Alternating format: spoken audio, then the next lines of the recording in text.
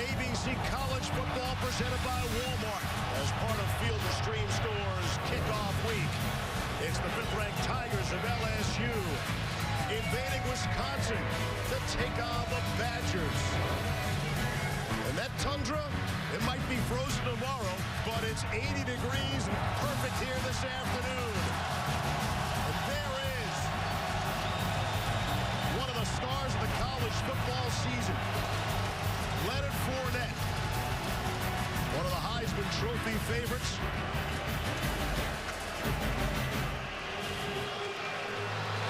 And the rest of Les Miles' LSU Tigers set to make their dramatic entrance. Just moments ago, they played Garth Brooks' hit, calling Baton Rouge.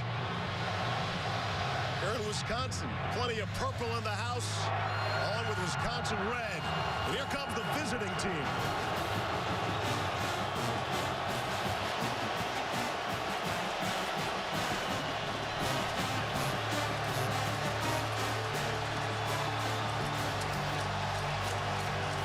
This a game that has been in the works for some 3 years, yet they feel like they've been waiting forever here to play this game. And one burning question will be answered over the next 3.5 hours. Brian Griese, will one of these players risk the Lambeau Leap? We'll get into that, but this has all the makings here today. First of all, welcome back to college football, man. It's great to have this guy on college football again. You know, the hair is standing up on my hands because this is a special place. I was fortunate enough to play here twice. Running onto that field is like nothing you'll ever feel in your sporting career. You saw Les Miles' face run out of that tunnel. He can't wait to come out and play. These guys are going to have a great day today. And prior to yesterday, Miles had never been at Lambeau Field. Now the party is on the field. That's where we find our Todd McShay, who will stand today some inches away from arguably college football's best player. Is he that, Leonard Fournette, Todd? Steve, I'd say college football hasn't seen a back as talented as Leonard Fournette since 2006, when Adrian Peterson was running roughshod over the Big 12. That's how talented this guy is. Complete game, he can catch, he can block, but what's so special is the ability to create. Here you're going to see defensive tackle gets initial penetration, not tripped up. The guard trips while he's trying to pull out. Tight end doesn't get his block. 3 defenders, and he still picks up 13 yards. And then it's the Superman stuff that's so much fun to watch. Watch this run against Auburn. The ability to make sharp cuts, break tackles. And then, here, you watch for yourself. Boom! This guy's going to be a lot of fun to watch this year. But I'll say this, Greasy, I think you know, if LSU is going to accomplish what it wants to accomplish, which is win a national championship, they've got to be a little bit more balanced on the offensive side. There's no question, Todd, and number 7 needs some help from number 6. Brandon Harris comes into this season, second full season as a starter, with more pressure than any player in college football. You see the numbers a year ago. He did not complete enough of his passes. Cam Cameron has worked with him in the offseason, talking about composure, completions, completions, completions. Keep your offense on rhythm, and you can help your offense. One of Wisconsin's chief concerns here today was their players might be overly hyped. Keep in mind, half of their roster, they're from in-state. They're huge Packer fans. They've always wanted to play on this field. Wisconsin got away last year from doing what they do best, the running game. There was the potential for Corey Clement to have a big season. Well, Corey Clement has to be there today for Wisconsin. You're right. The Wisconsin that we have become used to, running the football, big offensive lineman, wasn't there a year ago. Clement was hurt most of the year. He was embarrassed by the way that he entered last year. A selfish attitude, thinking about the NFL. Then he gets hurt. Then he gets suspended for off-the-field actions. This is a young man that is seeking redemption. And oh, by the way, he's not real happy that he's been overshadowed in this game by Leonard Fournette. He made mention of that, no question. Moments ago, Wisconsin came out. They are officially the home team, as you would expect. Nothing neutral site about this. The opening kickoff, the first major college football game ever from Lambeau Field, is next. You're watching Field & Stream Store's Kickoff Week. It's not the turf. It was never the tundra. Those are my surfaces, and no top layer can measure what lies so deep. I'm more than a field, always have been, entering my 60th season on the white lines of glory and the emerald yards of history. and the lasting shape of family. I'm simple, really. A bowl embracing a meadow that grew to a mecca for a game that became a house for its legends. The legendary quarterback of the Green Bay Packers. Some call me a shrine, or a temple, or a touchstone. You can just call me by my last name. I'm used to it. I am Lambeau. Come and play.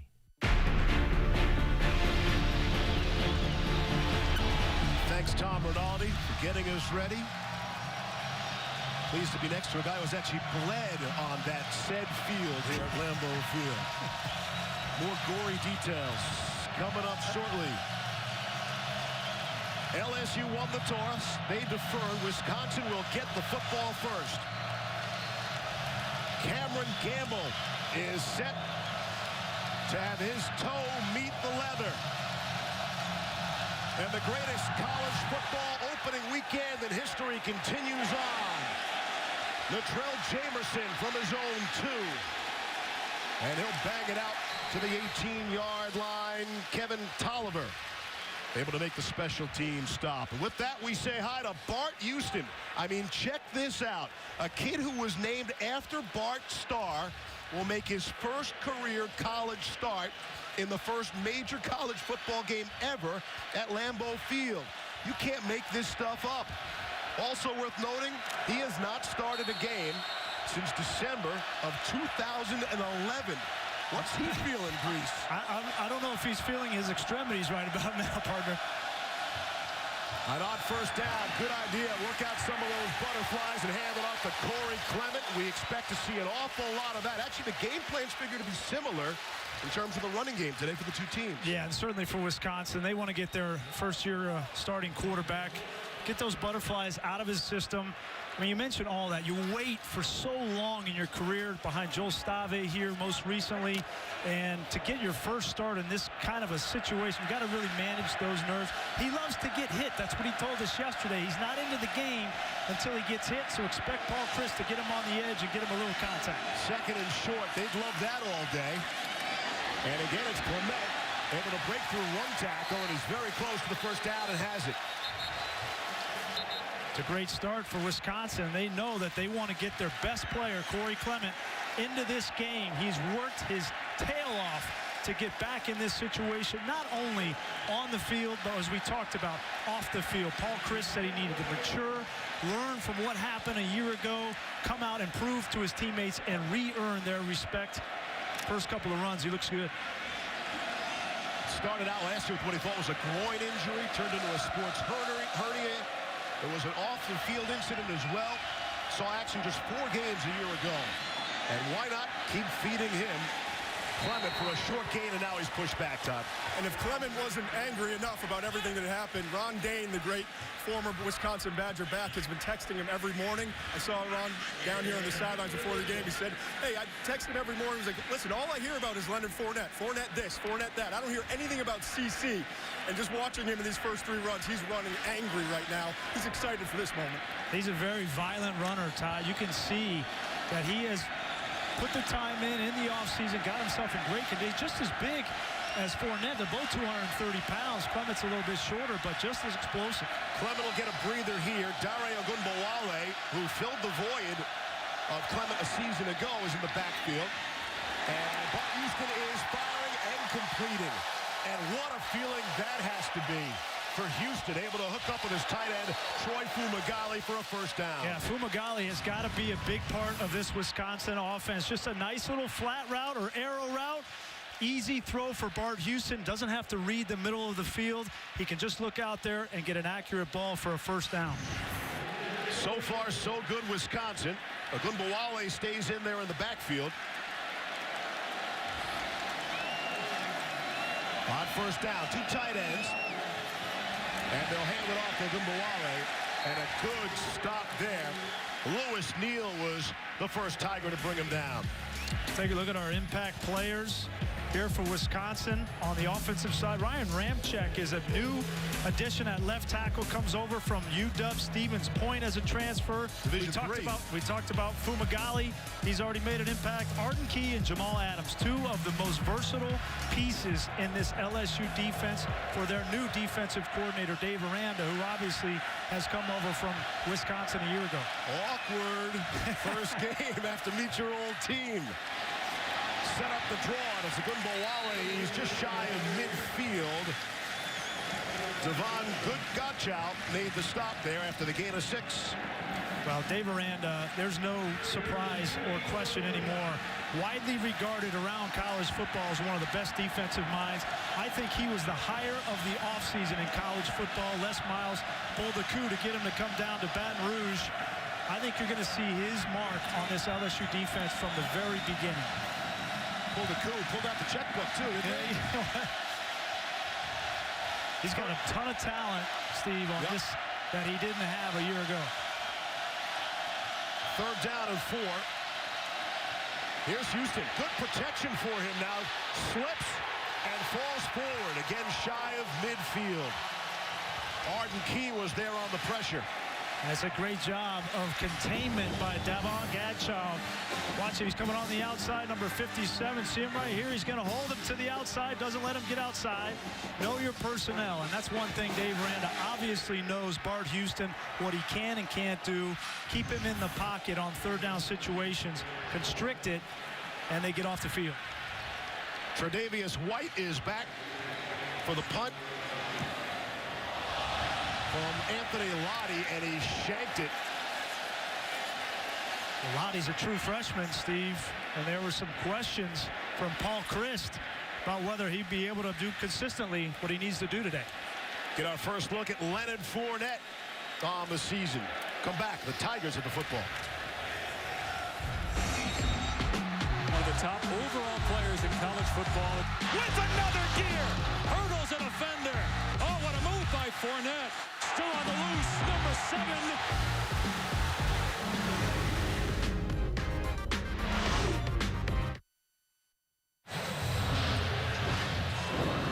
Back at Lambeau Field. 4th meeting all time, LSU and Wisconsin. Badgers have never beaten the Tigers. And Brandon Harris is, of course, the starting quarterback, and I don't want to say it's all on Brandon Harris, but Grease, you tell me. You tell me. It's not all on Brandon Harris. He has an outstanding core of receivers. Obviously, Fournette, he's got an offensive line that comes back that's veteran.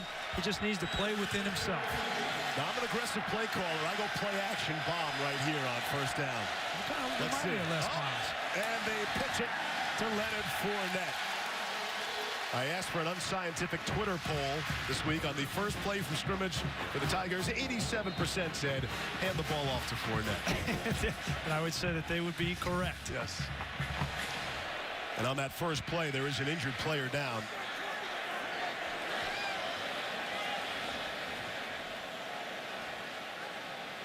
Could be Chris Orr. That'd be a big loss for Wisconsin. He obviously is playing. TJ Edwards, their leader at linebacker, has been hurt during training camp. The lower body injury, and probably won't be ready until next week at the earliest. So if they lose Orr, this would really hurt their linebacking core, which has been the strength of their unit. J.D. Moore got the block on Orr, the fullback. And you're going to see Moore comes through and gets him right on the side of the helmet. That's a dangerous play.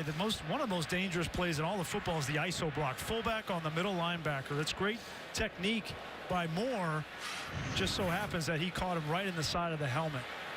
Somebody might wonder, why is that not a targeting call? Obviously, Orr in that position was not a defenseless player, so that's why that's a legal play.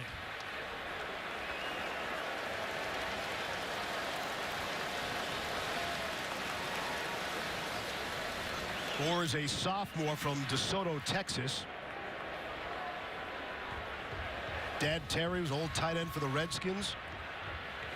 Brother Zachary, a linebacker for the Ravens. Boy, you practice all summer, all through training camp. The first play is an ISO block, and comes through, and looks like he's coming off kind of ginger.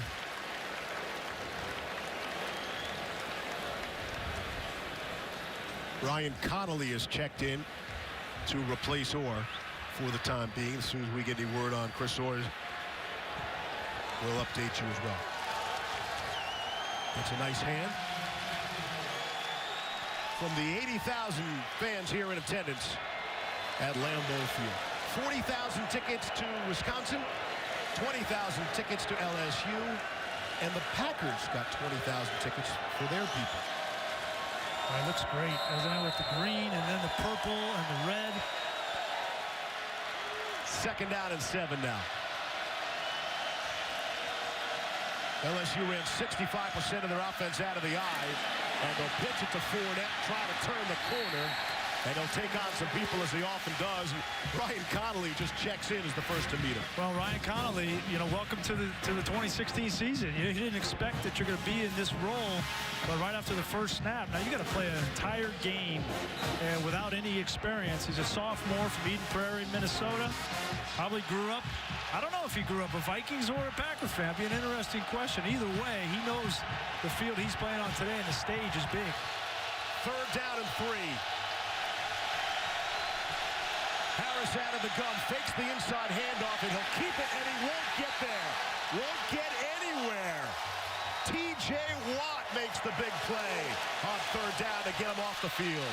Great job by T.J. Watt, and welcome T.J. Watt to the Wisconsin Badgers in the 2016 season. The younger brother of J.J. and Derek, the fullback, both play here in Wisconsin, and Watt makes a play. This is where the struggle is for Cam Cameron, the LSU offensive coordinator. You want to use the mobility of Harris at the quarterback position, but you've got Fournette, and you want to set up the play action and get the ball to the great receivers on the outside. It's going to be interesting to see how it plays out play calling-wise. Josh Grouden trying to angle one, and it goes out of bounds. He wanted a better effort than that. So the punting game has been spotty for both squads so far. We remain scoreless, just under 9 to play. First quarter from Lambeau Field, Green Bay, Wisconsin.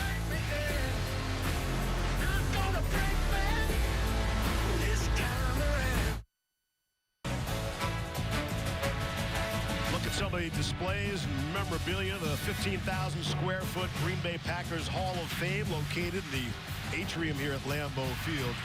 They've done a masterful job of making this still old school, yet with all the modern comforts. Well, it's crazy to think that originally City Stadium, built in the 60s, that there were only 30,000 seats here, right? And now over 80,000. It's the 2nd largest stadium in the NFL behind the one in the Meadowlands. But I thought, great idea by Paul Chryst to bring this Wisconsin team up here in the spring to kind of see everything, see the field, practice at the Hudson Center, go see the Hall of Fame, just so that they are familiar with their environment. Second offensive possession for Bart Houston and Wisconsin. On 1st and 10 from the 40. Excellent starting field position to give it to Corey Clement. Clement will get outside. He's out to the 48. And again, bring up a 2nd down and short. Jamal Adams forcing him out. Yeah, and this offensive line for Wisconsin, much maligned a year ago. They had a bunch of injuries. Nice job. They're getting some push. This LSU defensive front, they are excited about it. They feel like they have athletes up front and can get in the backfield, but Dieter, Dietzen, Ramczyk, Maxwell, all those guys up front, over 315 pounds coming off the football. And they were hoping to have Dan Volz in there, the leader of that offensive line, but he has retired from football. And there's Houston on the money, completing the Robert Wheelwright for a big chunk gain. I like what they're doing with Houston early on in terms of the play calling. It's all about the run. It's got to be about the run for Wisconsin. But then when they're asking him to throw the ball, it's things that he's comfortable with. On the move, play actions, half the field reads, and he's doing a really good job so far, just playing under control and handling the moment. Yeah, Todd, I agree with you. That time, Jamal Adams gave him a freebie. He just missed him in coverage. You see him, he's over there working on his cleats. Maybe he slipped a little bit, but Wheelwright should not have been that wide open. Gain of 21 on the play. Out of the 32 now of LSU. Quick hit handoff to the fullback, Austin Ramish. trying to catch the Tigers by surprise. Well, nobody's going to be caught by surprise by number 55 for LSU, Trevante Valentine. He's 360 pounds. Are you sure? Is that what we're going with, 360? I'd say he's a biscuit away from 3 3/4. He's an outstanding run defender in the middle of that defensive line for LSU. Been a lot said about him. Obviously, last 2 years in junior college, he's gotten his grades together, his life together, and now he's playing for the Tigers. Number 1 recruiting tackle in his class out of the JUCO system. Off the play action. Houston able to complete to his tight end Eric Steffes. Tashawn Bauer making the tackle. That's a great start for Bart Houston. We were talking with him yesterday on the field, and you looked at me when we were talking to him, and he didn't look like he was that confident. A lot of nerves. Obviously, you're going to have a lot of nerves. Paul Chris has done a great job, as Todd was outlining, getting him into this game. He's been very efficient. Now here, 3rd and 5 in the red zone. You got to be smart with the football. Tough to get more efficient than 3 for 3. 3rd down and 5. Again, good protection. It's there if he wants it. Little hesitation, and it looks like he has it. Well, very close, just shy of that marker. Maybe that hesitation will hurt him. That's a great reaction, though, from Bart Houston, right? It didn't look clear enough for him. Just tucked the ball down. It's a safe play. He wanted to get hit anyway, so now he's got hit on top of it. And I think Paul Chris, there's no question, he's going for it on 4th and inches. I love this call, by the way. I mean, you got a physical back in Clement. Your offensive line has come off the football early in this game. And you're rolling. Yep. Got a chance to put LSU on their heels. 3 tight ends. Need 1 yard.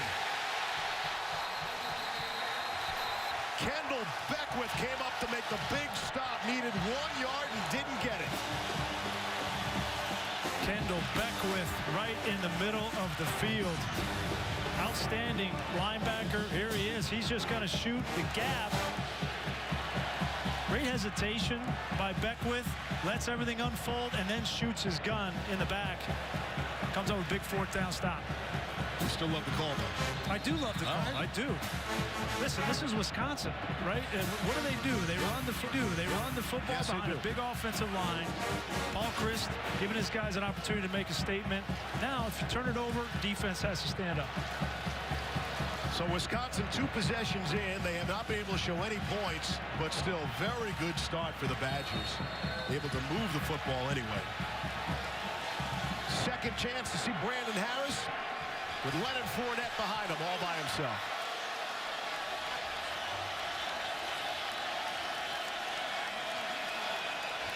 On 1st down and 10.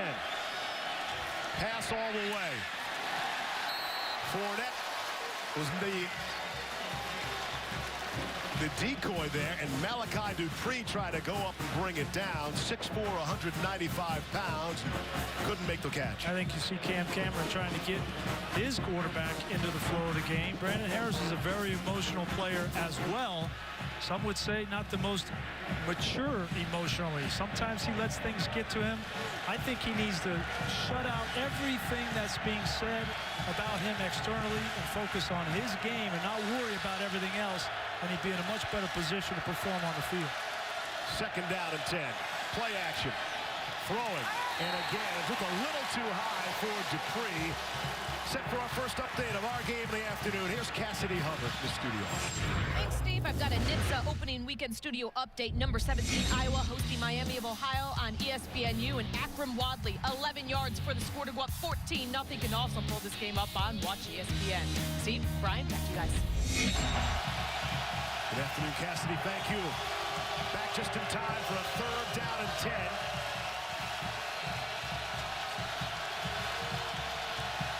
Crowd's getting into it. All these Badger fans, the majority. This is a loud stadium.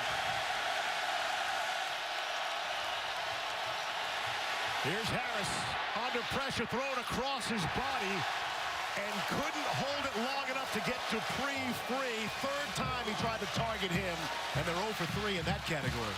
Yep, great effort by Connor Sheehy, the defensive lineman. You have to have a relentless motor. This was the standard set by J.J. Watt. You see Beagle and then Sheehy. He had a receiver open. Dupree wasn't able to get his feet set, and an overthrow, 3 and out. That's what happens when Brandon Harris is emotional and he's got a lot going on. He throws the ball high. So 2 3 and outs so far for this vaunted Tigers offense. This punt is much better than the last one. Todd mentioned Ron Dean, a texting machine to Corey Clement. Here's Ron on the sideline. Still waiting for our first points, Lambeau Field.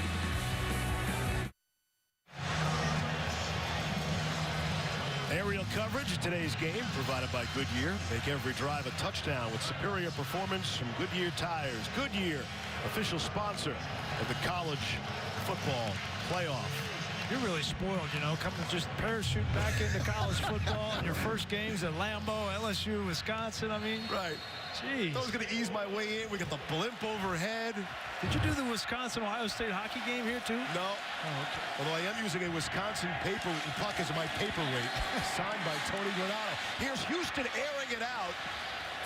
And it's nowhere near anyone, but at least plants the seed in the LSU defense ahead. What are your keys to the game that are still possible right now? You know, Wisconsin to pull this upset, and it would be an upset. I think they need, obviously, try to contain Leonard Fournette. You're not going to stop him, but to keep him under 150 yards, I think would be a good goal. Brandon Harris, make him beat you. You already saw he's 0 for 3 already. He starts to get emotional. You can obviously get some hits on him would be good, and then get Clement back on track after last season. So Wisconsin wins. It's an upset. Houston, though, today was not an upset, Chris, huh? Not in my mind. All right. Not in my mind. Speaking of the playoff, Dare Ogunbowale on the carry. Duke Riley came up to make the stop. You know, people forget about Ogunbowale, but he had a lot of carries a year ago in Clement's absence. They also add in Taiwan Deal, who's ascended to that backup halfback role. So they've got 3 guys, Wisconsin does, that can really run the football and have experience. Jamal Adams looked like he was shaken up there for a moment. He just ran off the field. He's another key player on that Tiger defense. On 3rd down and 6.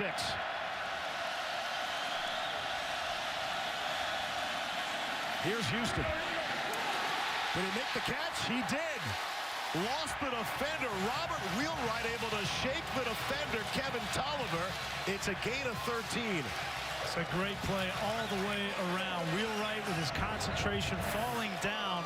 This is hard to do. When you're going down, you don't have control of your body to get your hands up and make that catch. Great protection up front by that offensive line against the blitz, too, Todd. And I'm sure you appreciate, too, just watching Houston's eyes, the way he's going through progressions. This does not look like a young man making his first start since 2011. He seems completely in control and is really processing things quickly. Houston is 23 years old as he hands off to Clement.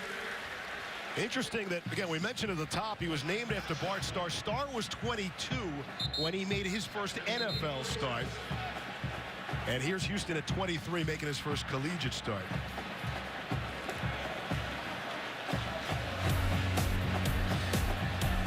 There's a family shot. You know, it's not like Bart's one of these guys from Wisconsin, from Dublin, California. His dad was a huge Packers fan. His dad's actually the mayor out in Dublin. And if Bart wins this game, he'll be the mayor of Madison for a long time. Again, it's Houston. He's on target. Able to hit Jazz Peavy there. And Adams, who's back in the game, thankfully for LSU, made the stop. You know, that picture was funny. You know, going back, guy took Bart up to the Hall of Fame induction ceremony, thinking he might meet Bart Starr just being up there, and they didn't get to meet Bart Starr. They come back to California. They go to a card show the next weekend, and they had to pay like $60 to go in and to meet Bart Starr, and that's how Guy got his son Bart to meet Bart Starr and get that photo. Well worth every penny, I'm sure. And of course, as you'd expect, Bart's mom and dad in attendance today. Hand off to Clement. Has the first down. And again, outside of scoring, everything has gone well for Wisconsin so far here today. Absolutely. And it all starts with the bread and butter of this Wisconsin team is the offensive line. They are coming off the football. They've had to listen all off-season. Pundits telling them that, the Wisconsin running game is gone. Where did it go? You don't have the talent up front on the offensive line to get the push you need. You start off right off the bat against an SEC West defensive line, establishing that line of scrimmage. It's a Wisconsin offensive line last year. They used 8 different starting combinations. And the flag flies. But thankfully, our first penalty of the game. Offside. Defense. Number 55. Contact in the neutral zone. 5-yard penalty. First down. That's Mike DeFee, our head referee today. Referees, the officials off in the Big 12 conference today.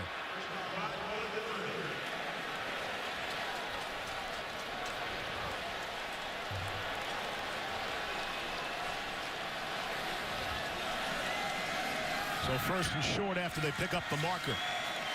Houston off the play action. And tried to just dump it down and a little too strong. Tre'Davious White had the coverage there. And a busted play there. But again, a good decision from Bart Houston.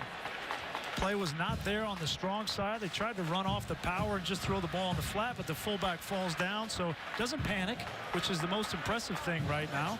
And he gives his tight end an opportunity to make a play, but he doesn't make it. They're still in second and medium situation. I think, talking to him on the field yesterday, it's beat Bart Houston. Don't try to beat Bart Starr, but beat Bart Houston might be good enough. 2nd and 5 after the incompletion.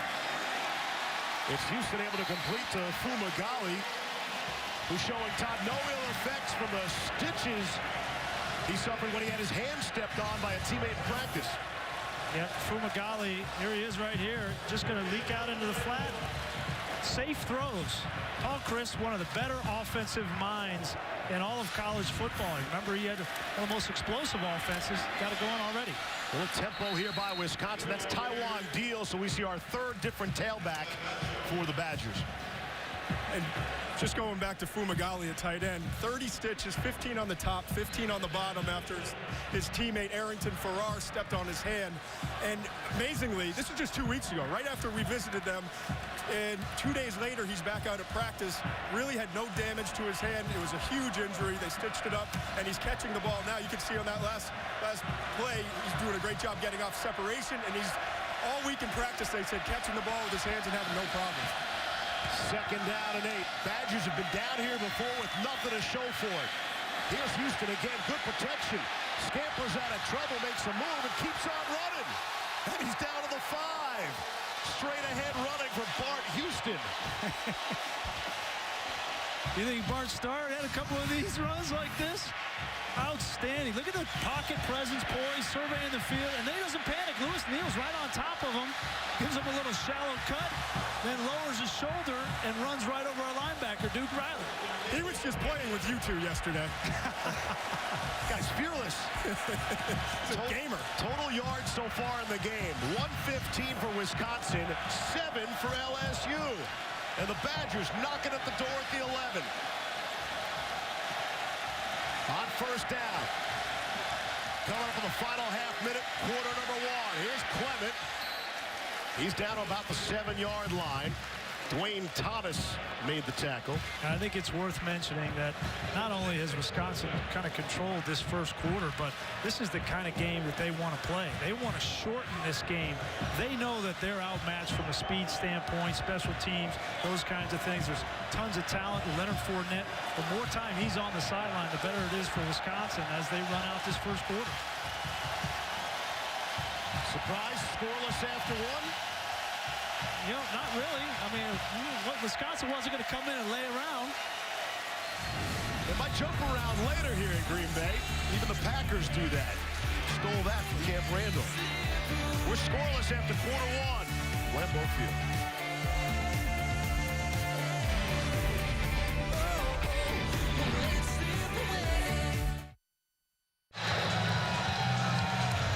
Back at Lambeau Field. Major college game for the first time ever. And the guy who has the best seat in the house, Leonard Fournette, can't get him in the game, Grease. They only had the ball for 1 minute and 53 seconds. And this is all fine and dandy for Wisconsin. They need to cash in some points here because LSU will score eventually.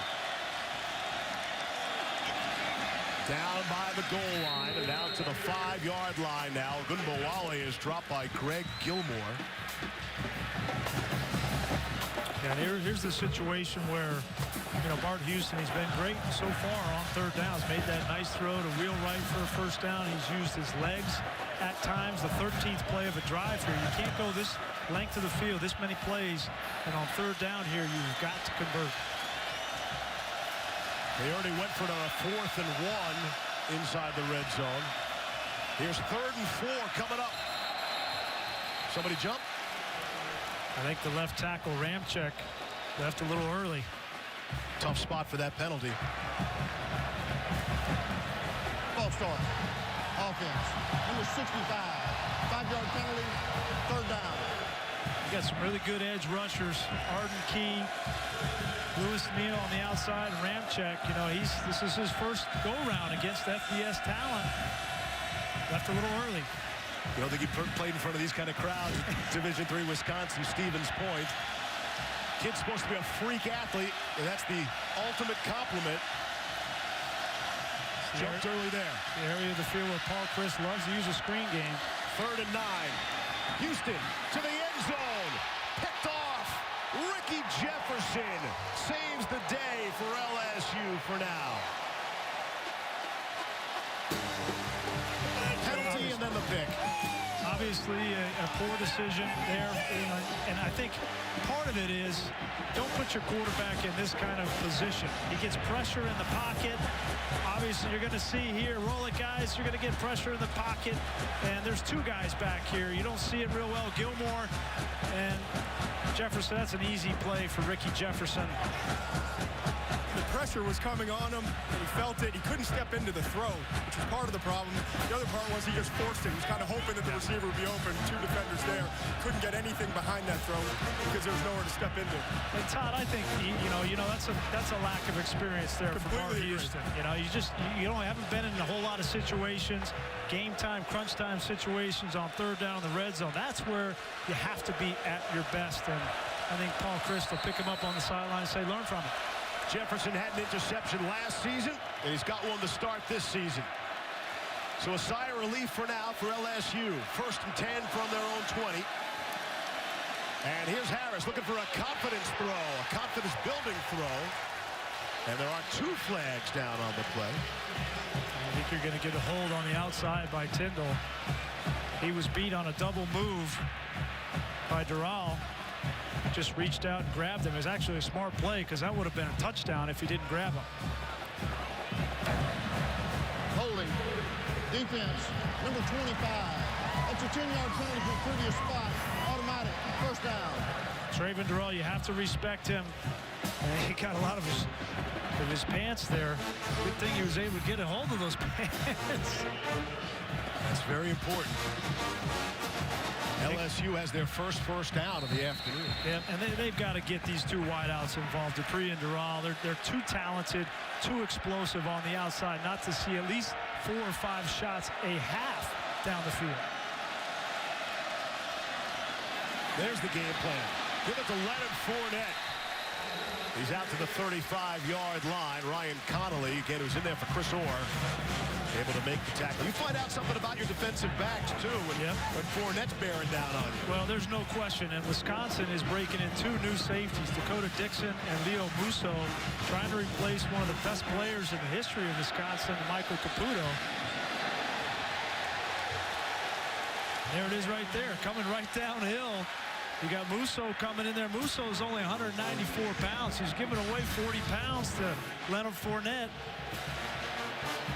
Boy, it's going to be a long day. Be plenty of ice baths for 19 and 14 in red tomorrow. And you understand why LSU hands off for at least last year some 65% of the time.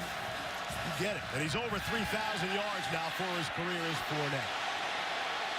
Plenty of protection and time for Harris, and there delivers the strike across midfield to Trayvon Doral.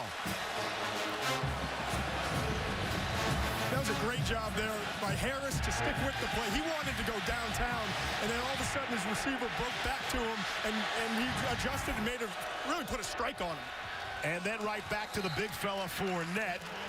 Olive Sangapolu trying to fill that hole as best he can after a gain of 2. Yeah, Todd, just to piggyback, that's a great job by Doral. Everybody's talking about Harris. Can he go through his reads? Can he get to the second, third outlets? When a play breaks down, can he be smart in the pocket? And that's partly, yes, on the quarterback. It's also these wide receivers can help him out. They can make him more comfortable by working till the snap, till the whistle. And that time, Cam Cameron would be really happy with the way Doral uncovered first quarterback. 3 on the play clock, see if they get it off, and they just do with 1 left on there. And give it to Fournette. Still well shy of the first down. Another stop for T.J. Watt. Told you Fournette over 3,000 yards for his career. The fastest in school history to get there. In his 26th game, Kevin Falk did it in 28 games. Because we thought he was going to get it on his first carry this afternoon, not in the second quarter. Still scoreless from Lambeau Field. On a 3rd down and 7, the only conversion they have is via the penalty so far. Here's Harris in all sorts of trouble. And he is dropped down and lost his helmet on the play as well. Alec James able to make the big stop there. Great pressure in the pocket. Great effort. That's what you see from Wisconsin's defensive line on a consistent basis. The effort. Watch these guys work. Beagle, Watt on the outside. James comes in. Obviously, when that helmet comes off, that play is dead. It looks like if his helmet would have stayed on, he might have been able to get out of this and get some yards. But again, pressure up front with 4. If you can do that as a defense and cover on the back end, you're in great shape. Was a sack and a loss of 9. Josh Grouden on the punt. And Wisconsin will get that football back. Still scoreless at Lambeau Field.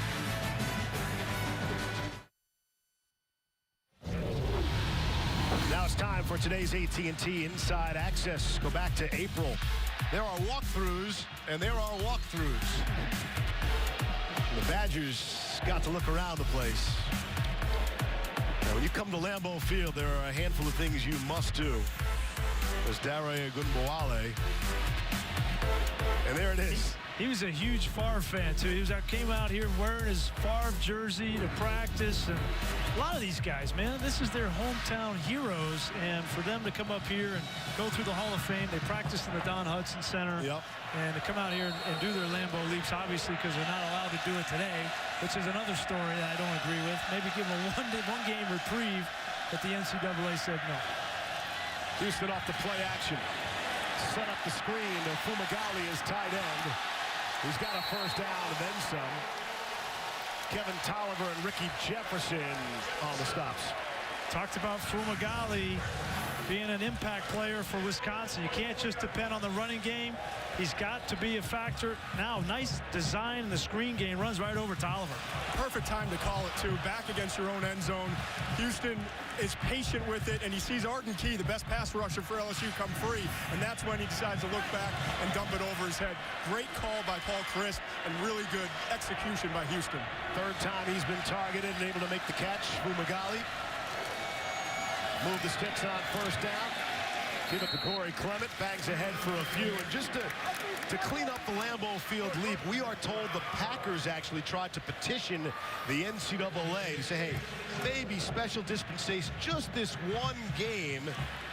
And the NCAA said, nope, not happening. Les Miles came out and said, any of my guys do it, they'll be hitchhiking back to Baton Rouge.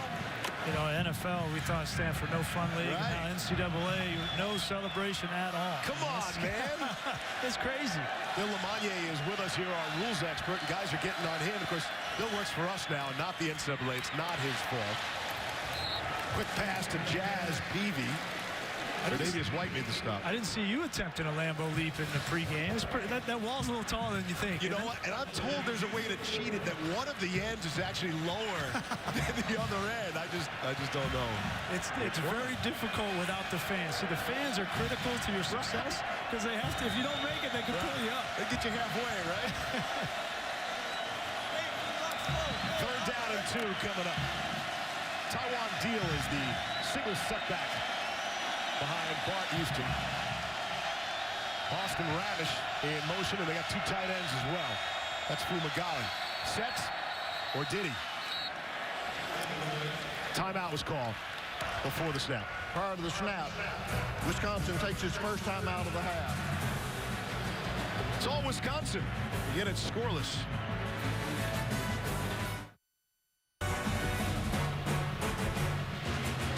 Look at some guys who have attempted and successfully made the Lambeau leap. Aaron Rodgers, great to see him on game day. Yeah. Celebrity picker today. I think we should get to Todd down there and see if he can jump up there. You know, maybe he could trampoline down there. You know, Todd is very athletic. I'll just take tennis shoes. Are you gonna be like Pollock now? Listen, if you want me to do it, we'll do it. That sounds like a confident man who knows he can. Stick around for the 3rd quarter. Try to keep people. 3rd down and 2. Big play, under 10 to play in the first half. Here's Houston. Got time, he'll tuck it and try to go. There's a flag down on the play. He has the first down, but there's a flag in the neighborhood of what you'd expect to be holding.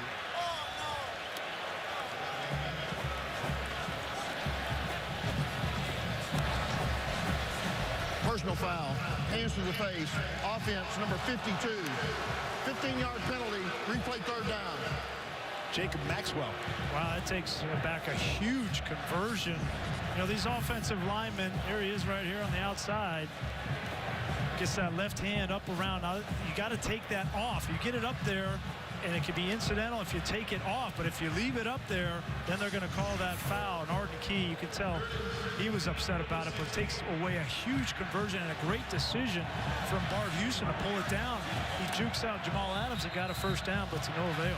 The last penalty by Wisconsin turned to be critical as well, because right after that, Houston threw the interception in the end zone. 3 big penalties against Wisconsin this quarter. Take away the first down and push it back to make it 3rd and 17 now.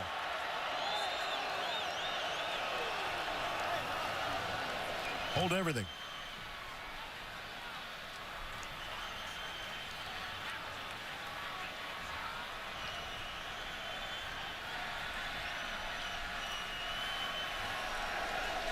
Here's where you got to be smart if you're Bart Houston. We talked about the inexperience on the interception. Knowing situational football, the likelihood of you converting here is not great.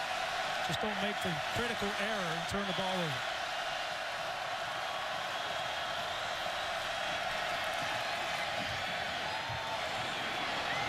Houston trying to hook up with Jazz. Peavy couldn't hang on. Kevin Tolliver looked like he had good coverage there. College football action continues tomorrow night here on ABC as 10th-ranked Notre Dame takes on Texas. Primetime college football presented by Capital One. 7:30 Eastern, 4:30 Pacific. You can also stream it live on the ESPN app and watch ESPN wherever you're going. Take us with you. So many ways to watch on the family of networks on this all-time greatest college football opening weekend ever. Tre'Davious White back at the LSU 33. Trying to make a couple of moves, and he'll be dropped right there after a gain of maybe 1. Is Todd going to try this, really? You want me to do the leap? Let's see it, big boy. Oh, he's throwing. He dropped the mic. Oh, boy. Oh, yeah. Full marks. Full marks. Oh, there was no beer or anything. Right. Pretzels spilled on him. Smart. He jumps into the Wisconsin section. They know how to help you out, they right? know how to pull you up. LSU, they might not have done the same thing. The worst thing to do is jump up there and get rejected. That's not a good idea. Oh. So the Tigers will take over at the 36, Grease. This is their best starting field position of the afternoon. They really need to get something going here. Get number 7 into the game. Fumble. Ball is out. And Wisconsin gets the turnover. There's Darius Geis on a speed sweep. They had Fournette and Geis in the game at the same time. They like to do this a little bit as a misdirection, and Geis has the ball coming over. Musso makes the initial hit, and then clearly that ball comes out. Looked like it was Farrar, the backup safety, 21, who eventually gets that ball out. Good heads-up play by Sheehy. That's the hustle. That's the hustle we talk about. The defensive linemen, both of them, Obasi and Sheehy, hustling to the football for a turnover. So we're all even in the turnover game now as well. LSU can't do anything with the best field position they've had. Here's Houston, thrown across the middle, and that is nearly picked off. Jamal Adams unable to corral it. Wow, that would have been an unbelievable catch by Adams. The ball's thrown wildly behind the tight end, Fumagalli. Almost a sack fumble. That's a quarterback that's not seeing the field real well there, and Adams almost makes an unbelievable play. Like the quick strike, though, off the turnover? You know, right now, Bart Houston, the last 3 throws, the interception on 3rd down, backed up, and that one, I get back to the running game. Calm him down. And they'll try that off the delayed handoff to Ogunbowale. But there's not much there for him. Duke Riley making the tackle. But, you know, I'd also like, if they're going to throw the ball, they're going to take chances. Throw the ball outside the wheelwright. He's been hot so far in this game. He's a big kid, 6'3", 211 pounds. And it's a safe throw outside the hashes. Problem is that LSU's got 2 really good corners in Tre'Davious White and Kevin Tolliver on the outside. And again, the big picture here, Leonard Fournette hasn't been on the field. Yeah. Again, he's on the sideline. He's watching the same way you are. So not only does he need Brandon Harris, he needs a defense to give him the ball back. 3rd and 6. Houston throwing, completing first down to Fumagalli, who's been his favorite target by far. Great accuracy from Bart Houston. Take a look. This ball can only be thrown a foot in front of the numbers. Otherwise, it's going to get knocked down by the safety, and Fumagalli clearly has become the favorite target for Bart Houston in camp, and it's carried over to the first game. I mean, look at that. Tigers have run just 13 offensive plays. We've got 7 minutes left in the first half. Fresh set of downs for the Badgers. Hand to Clement. And he'll break through. Took him a second and short.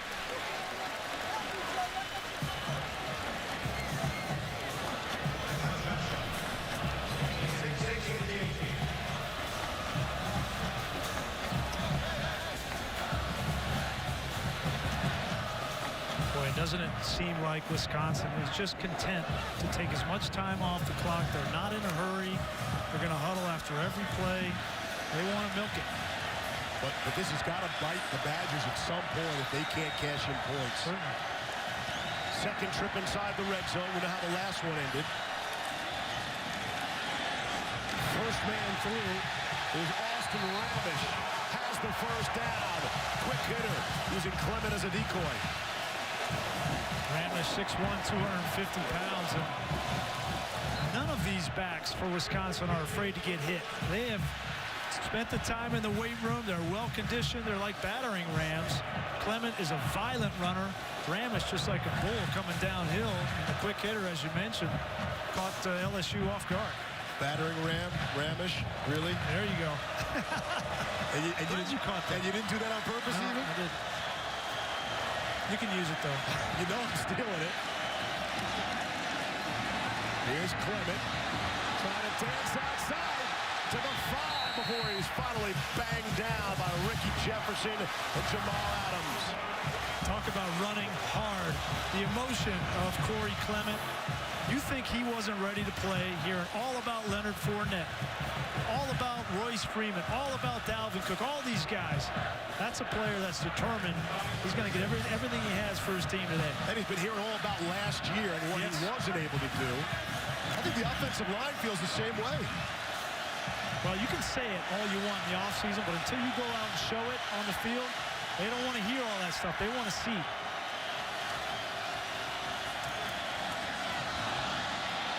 And that time, Clement slipped down, and Houston had to put it in his pocket. Michael DeVinti had the pressure there.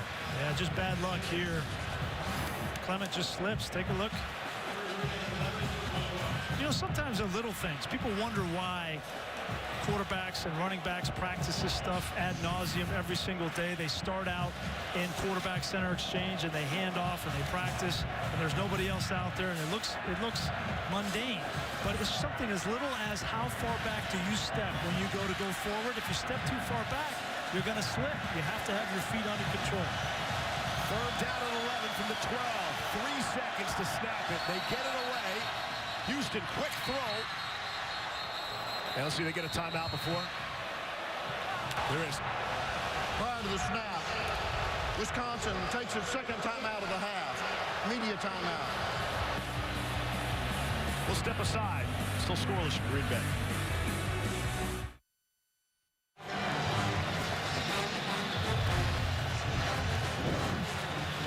Alabama, USC, looking forward to that. Looking forward to every game. On the greatest opening college football weekend ever, and it continues here.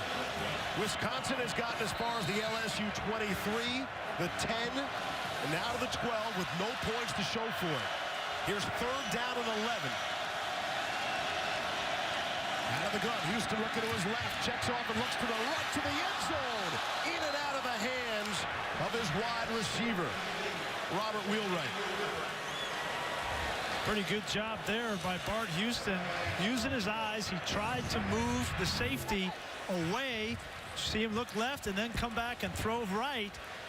Puts that ball up high, which you might look like an overthrow there, but that's actually a good position in the end zone with a tall receiver at 6'3". Give him a chance or nobody catches it. It's a safe throw. And 18's been blanketing these receivers. A lot of man-to-man coverage from LSU today. Tre'Davious White has been all over these guys.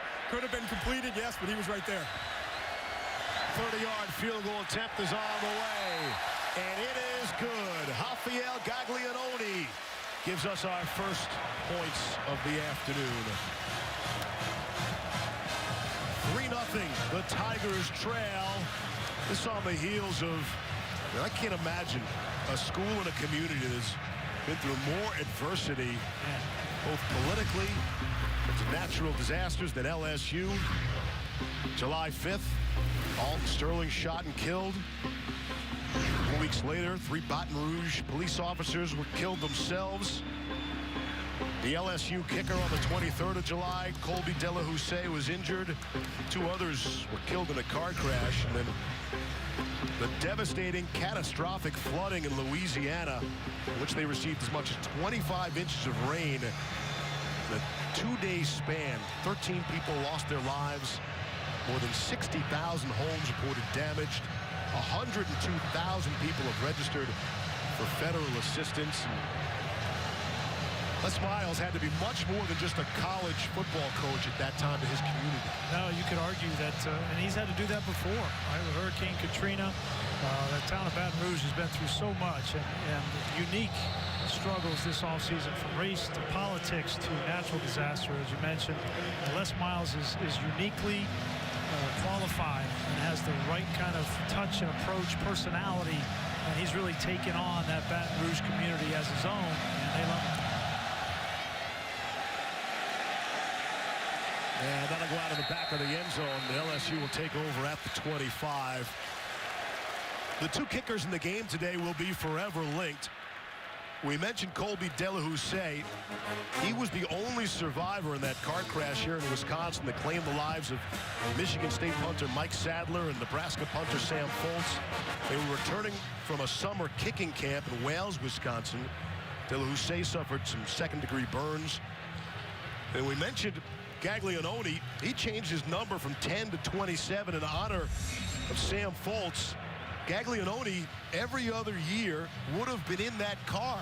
Yep. Would have been in that car. Instead, he made a last-second decision to go back with Connor Allen, their freshman punter. So everyone really in the kicking community still trying to get over that terrible tragedy of the offseason. LSU very close to a first down. Looks like they have it. Traven Doral able to make the catch for 11. Just to finish on that story, because it's a tragic story. It's also a story that gives you a little bit of an insight into these college players, the young players. They've developed these bonds and relationships, and Gaglianone always looked up. He said, I always looked up to Sam, and I want to honor him, and I want to have a reminder of how blessed all of us are every day, because nothing's guaranteed. And those kickers have a special group, special bond, right? Some of you big, tough, rough football players, don't consider they're not football players, they're kickers. And so they bond with that, the kickers, the punters, and you attend all these specialty kicking camps.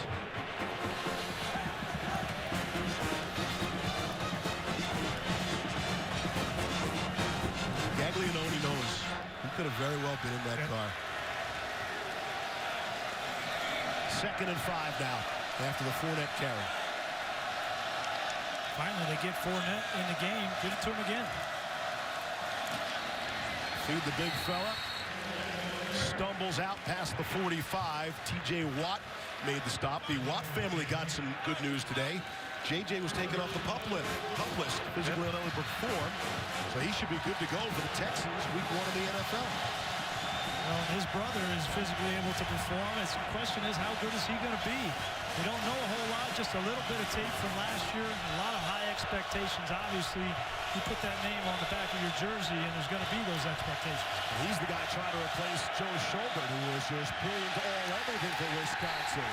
Stop there by Vince Beagle. The other linebackers expected to make the plays for the Badgers. Now, Beagle is now the leader of this defense with, as you mentioned, Schobert no longer there. He's got a knife from the inside. He's so quick. Such a good first twitch. He knows how to look at blocking schemes and make them wrong, and he gets in the backfield and trips them up. They're thinking long and hard about this. 4th and 1. What do you want to do? You got Leonard Fournette. Feed him, I say. Looks like he's going to try to run as much clock off and take a timeout. It's Les Miles.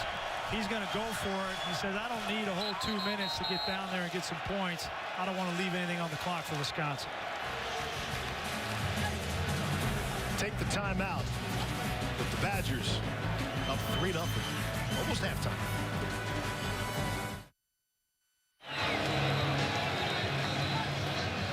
Leonard Fournette averaged 163 yards per game on the ground last season. It's the most in the SEC since Herschel Walker back in 1981. Fournette's got 33 so far today. He's got a long way to go to try to match that average from a season ago. He's certainly capable of it. And on 4th and 1, the stop is made by Wisconsin. T.J. Watt got in there to make the stop. The Mike linebacker right in the middle of the field. Again, we've seen this twice with the patience to come over the top and hit Fournette in the backfield. Question is, did Fournette have enough power? He had to get to the 46-yard line, Steve, and they've marked that ball at the 45 and a half. I would say based on that, he looks a little short.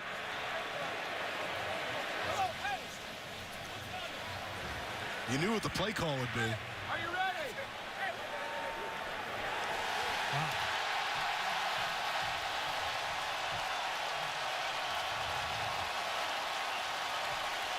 Didn't get there. Look at the Mike linebacker right in the middle. He's the one that comes over. That's Sitchy. And I think that was a good spot. I don't think he got to the 46-yard line. What a stop for Wisconsin defensively. Now LSU has had 2 3-and-outs, a fumble by Geis, and a 4th down that they came up short, basically another turnover. And it gives UW a chance with 1:49 left and one timeout. And Brian, remember, LSU gets the ball in the second half, so they've converted and scored. Really would have been a dagger to Wisconsin, but now it really shifted the entire momentum. Again, great starting field position. 1:49 to play with. Houston throwing and completing to Robert Wheelwright. Still on his feet and trying to cut it back. There's some green there. Got the first down and then some. I know Wheelwright hasn't got a whole lot of acclaim coming into this season, but he's made 3 or 4 plays in this game already. I think they need to get him the football a little bit more. Don't give up on the play just because you're over by the sideline. Keep working. Under 90 to play before halftime. Still one timeout. Houston completes another pass, that time to Alec Ingold, who's a native of Green Bay, so you know that feels good for Ingold. Wisconsin doesn't have a whole lot of wide receivers. That's why you have a fullback out there playing receiver right now. 1:05 to go in the half. A good Mawale out of the backfield. That's a smart play there. Smart play. Don't gain many yards, but you stop the clock and you preserve your timeout. In the back of your head as a quarterback, you're thinking, I have that timeout for the field goal. So any other clock stoppages, I need to get a first down and spike it or get out of bounds. Under 1:59, they'll start the clock on the snap. As opposed to the spot, which they do at every other point in the game, except under the last minute 59 college football rules of each half. Stay with me, Grease. Stay with me, pal. Gonna throw, gonna take a shot here. And excellent coverage on Wheelwright. That time by Dante Jackson to knock it away.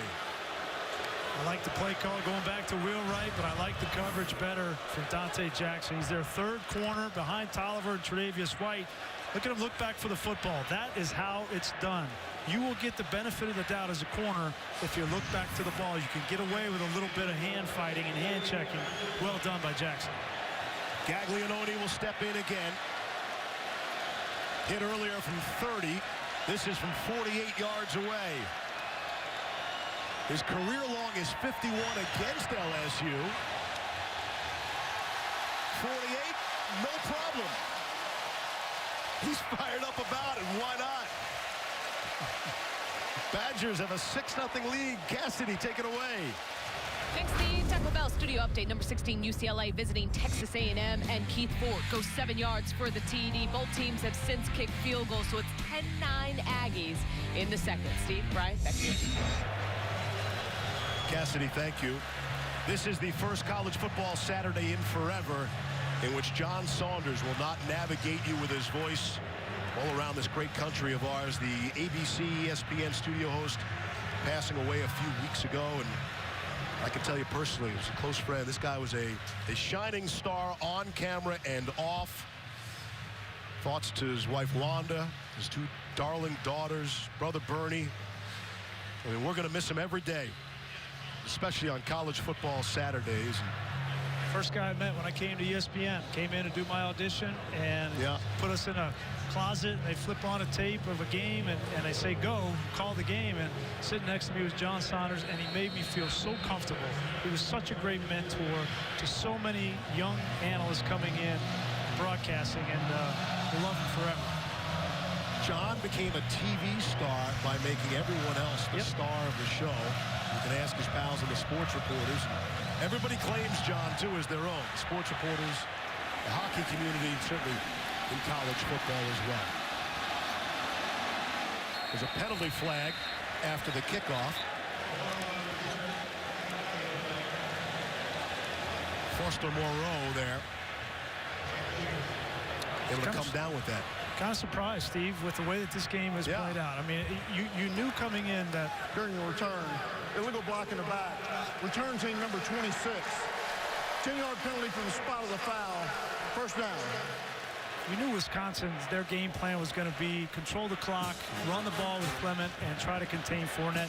They have done all three of those things. And if you're LSU and you're Les Miles, you go in the locker room, you need some little bit of fire and brimstone. You need a little Lombardi at halftime. They have got to get that running game going with Fournette in the second half. I mean, give me the shock level across the country. The halftime score is going to come up and very likely to be a 0 next to LSU. Well, I don't think it'll be that much of a shock just because we know that LSU has struggled offensively at times. Wisconsin defensively has been very good, and they have leftovers on this defense that they have pride too. #1 defense in all of college football a year ago against scoring. Final 48 seconds to play in the half. You tuned in for the Leonard Fournette show. I want to come back for the second half because it has not been the case here in the first half, and that continues. And I'm not even saying it's been Fournette's fault. No. He hasn't had the opportunities.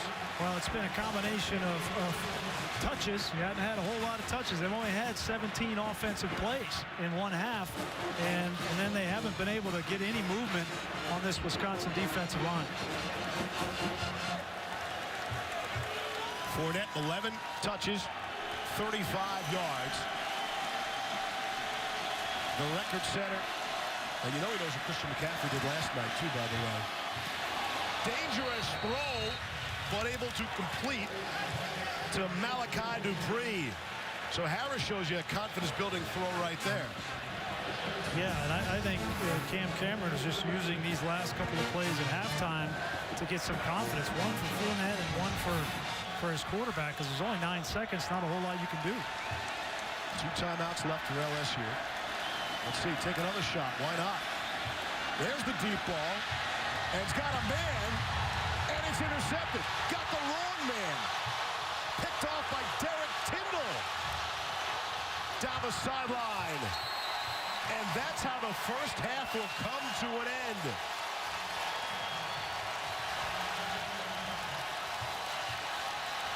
I don't mind that throw. It's, you know, if you come down with it, maybe you can kick a field goal. No harm, no foul. But certainly LSU, they got to come up with some answers at halftime. We wasted a lot of time on the possibility of a Lambeau leap. We didn't have a touchdown in the first half. A couple of field goals. Stay tuned for Stan, Mark, Mac, and the halftime report after these messages.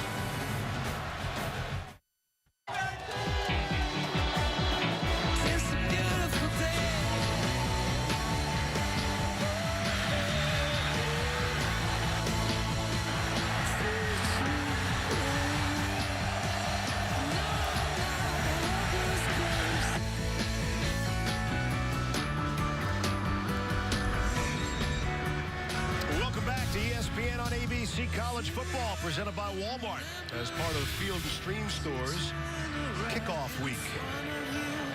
And if you had LSU being blanked at the half, you're right. Leonard Fournette held to 35 yards in that first half. So let's say the Wisconsin defense is the story of the game, Reese. Well, you know, certainly the question was, without Dave Aranda, how well are they going to continue to play? Justin Wilcox, let's give him some credit, comes in as defensive coordinator from USC, and now what can they do in the second half? There's going to be adjustments. Leonard Fournette's going to get his touches in the second half. Can they continue that level? Again, Wisconsin, they were the top scoring defense in the entire country a season ago. But they lost some key players, but those players that have come back and some freshmen really stepping up for Wisconsin. Full marks to them on slowing Leonard Fournette and LSU to this point. 6-0 as we get set to open up quarter number 3. LSU 64 total yards in the first half. Just the 6th time they've been held under 70 since Les Miles took over.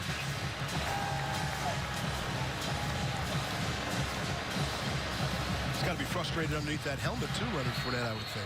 Yeah, you know, I mean, there's a lot of pressure on him too. You know, obviously, when you have the kind of season he did a year ago, there's a lot of expectations. But he is, I think his psyche and his makeup is good, and I think that you know, he's going to have an opportunity here in the second half. He'll probably make the most of it.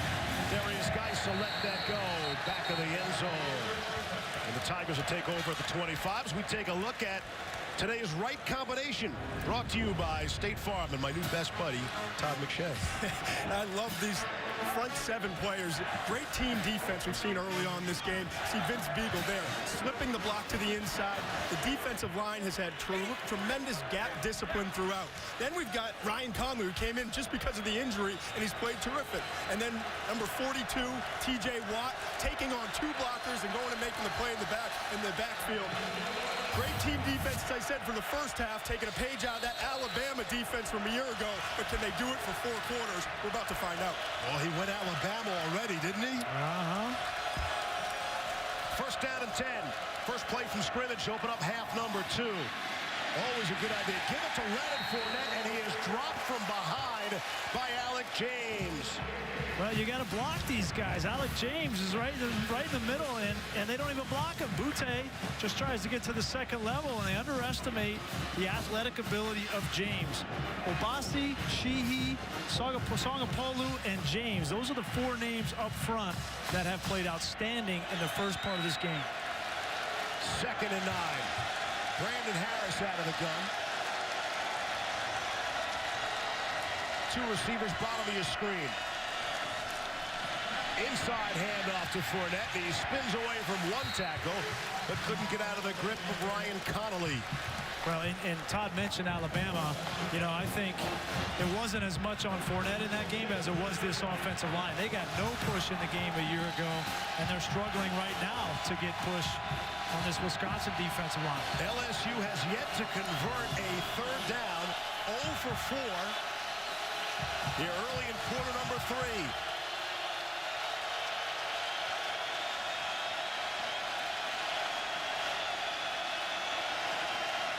Harris to throw.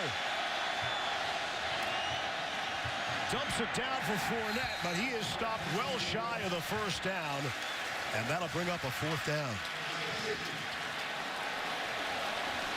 And they're confusing Brandon Harris. They had a blitz look off of one side.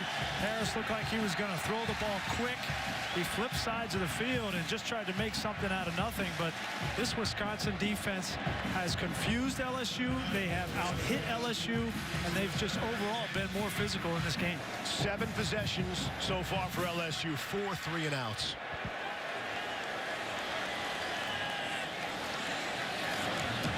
Groudon to punt it away. Oh. See which way that bounces. And that'll be stopped. And the Badgers will take over with excellent field position one more time. A 25-yard punt. Well, one of the biggest question marks coming into the game was Bart Houston in his first start.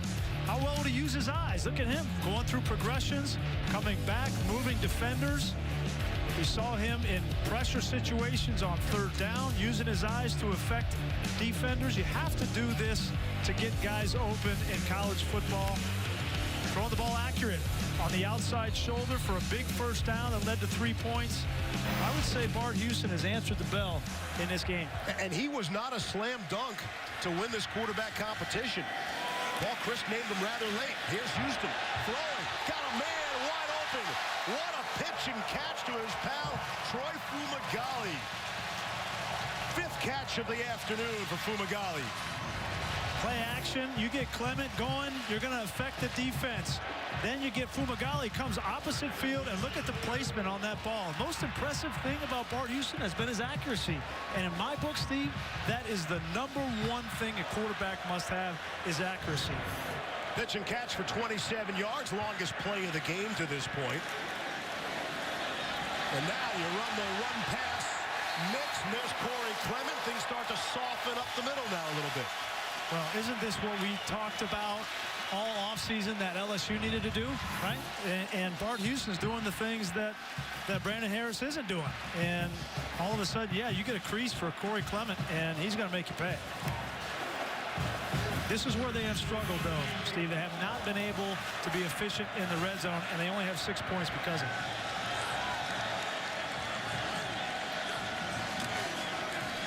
Handoff to Clement. Picking his spots. Rumble down inside the 10-yard line. They'll move the chains. Counter. This is a great run for Wisconsin. They get the power going, and then they come back with a counter. You see the fullback and the guard come backside as a big hole. Clement is finishing. This is exactly what you see from Leonard Fournette on tape. 2, 3, 4 extra yards at the end of runs, lowering his shoulder and finishing. Great job. 3rd play, their 3rd first down. They get another first down. There'll be a touchdown instead. Here's Clement again down to the 4-yard line. And that's It's the same play, Steve. The same play 3 times in a row. And that's, we see that from LSU. We see it from Paul Chryst in Wisconsin. We talked to that with LSU and Les Miles at halftime. Todd asked him, what's missing? He said, we got to find that run. That's going to give us those yards. Paul Chryst has found his run, and it's the counter. Clement, 14 carries, 69 yards. Again, Leonard Fournette stuck on 39 yards to this point. They can't get him on the field. 2nd and goal. Clement bangs through. Did he get there? Saying no, he didn't. Inches from the goal line. Boy, he made a great move. And then watch him extend with the left arm. The elbow was down, but it looked like he crossed the plane of the goal line there. His right elbow goes down. And the left arm. The ruling on the field is that the runner was short of the goal line. That play's under further review. That ball has to cross just the plane of the goal line, as we know. Watch the right elbow. Hard to see the ball down. there, yeah. Boy, I think you can see enough of that ball right there that you can say that he crossed the plane, and that's a touchdown. Bart Houston in the background. You can see him. He thinks it's a touchdown. Right before he gets in after the Donkeys. I think that's a touchdown. Great effort by Clement. I mean, on this entire drive, the offensive line has finally got into a rhythm. They found the play that they like in the counter. And when you add that physical running in the second level on safeties and linebackers, that's hard to stop. Let's get the Lambeau Leap camera ready just in case again, in case this goes as a touchdown. You were just waiting for that first touchdown, weren't you? I think the only leap we're going to get was McShay. Paul Chryst was great about the Lambeau Leap, too. He said, I'm more concerned with getting into the end zone than what happens after a touchdown. And let's see if we have one. That was a great look there from the opposite side. You could really see that ball.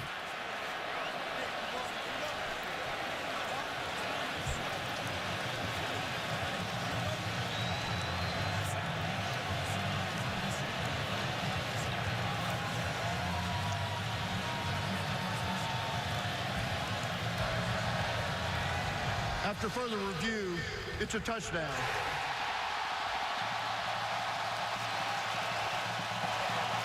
Touchdown, Wisconsin. And the faithful are finally rewarded here with 6. Some great footwork from Clement here, too. Watch right there. He just did a little sidestep because he'd been running that counter outside to the left, and everybody on LSU's defense was waiting for it, and one little shallow cut to his right got him in the end zone. Gaglianone, the extra point is good. And Wisconsin, all of a sudden, last 3 possessions have produced points. Call your friends. 13-0 Badgers in the 3rd.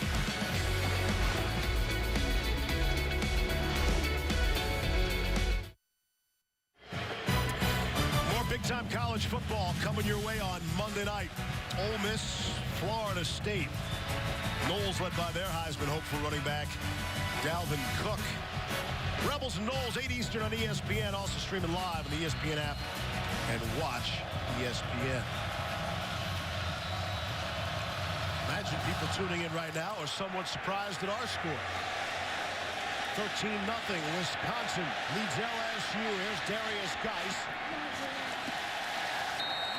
Trying to give LSU something to work with and can't even get out to the 20-yard line. Take a look at our Pacific Life game summary. First major college football game here at Lambeau Field. With all due respect to Fordham and St. Norbert's. Look at the time possession. More than 2-1 in favor of the Badgers. Keeping Leonard Fournette off the field and out of the end zone.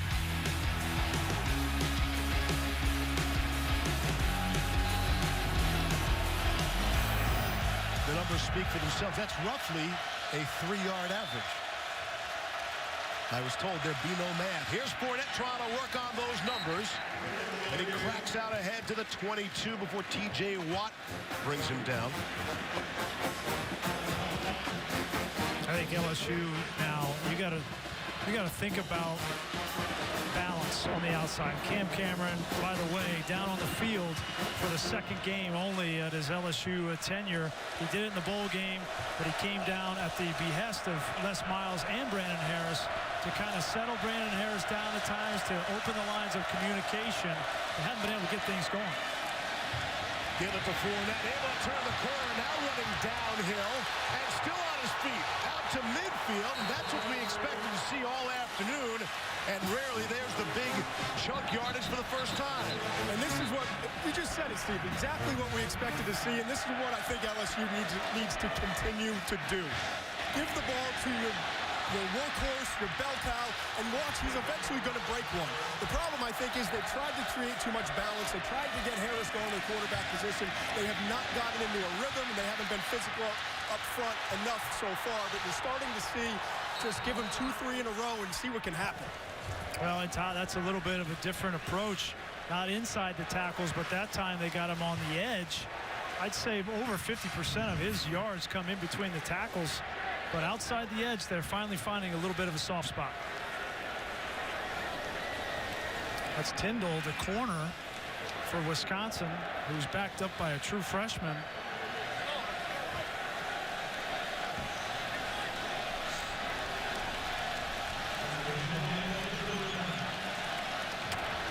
Every time a corner comes out of the game injured, the antennas go up.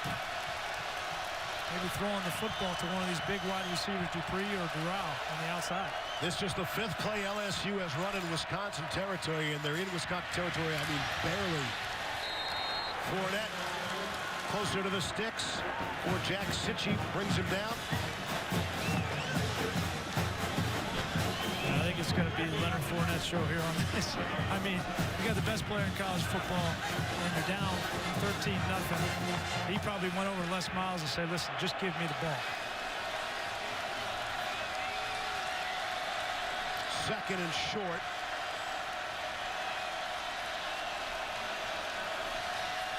LSU's going without a huddle. They had plenty of time at the line of scrimmage to change formation. Out of the eye, second man through is Fournette, and he is lowering that shoulder and helmet and banging forward the first down and then some. Got to give some credit to J.D. Moore, the big fullback, right? 44, ISO after ISO. We probably have had 20 of these in the game. We saw the linebacker for Wisconsin injured, or on the first play of the game. And these guys, Moore, Rakithian Mooten, David Ducre, all three of them can be the lead road grader for these backs for LSU. Moore tore his ACL last October. So Fournette did a lot of that without his lead blocker in front of him. Now he's back. Here's Darius Geis. The changeup a little bit. Pushed back from the 30-yard line. This is what Urban Meyer used to do a lot the last couple of years. He wasn't calling every play, but every once in a while he'd walk over with his Tom Herman or last year with his coordinator and say, hey, listen, this drive's Ezekiel Elliott. We're going to absolutely wear him out here. And they would run 9-10 plays in a row. We saw Geis come in, and that's not a bad changeup either. Geis is probably the most talented backup in all of college football. But when you have backs like this and an offensive line, and you want this identity to be LSU football pounding away in the interior, I have no problem with the way that they've come out in this second half and trying to run the football. Geis is a kid who grew up walking distance from the office, and you see Harris calling timeout, and frustration there with the play clock running out. That's on the sideline, right? You got to get the play in faster.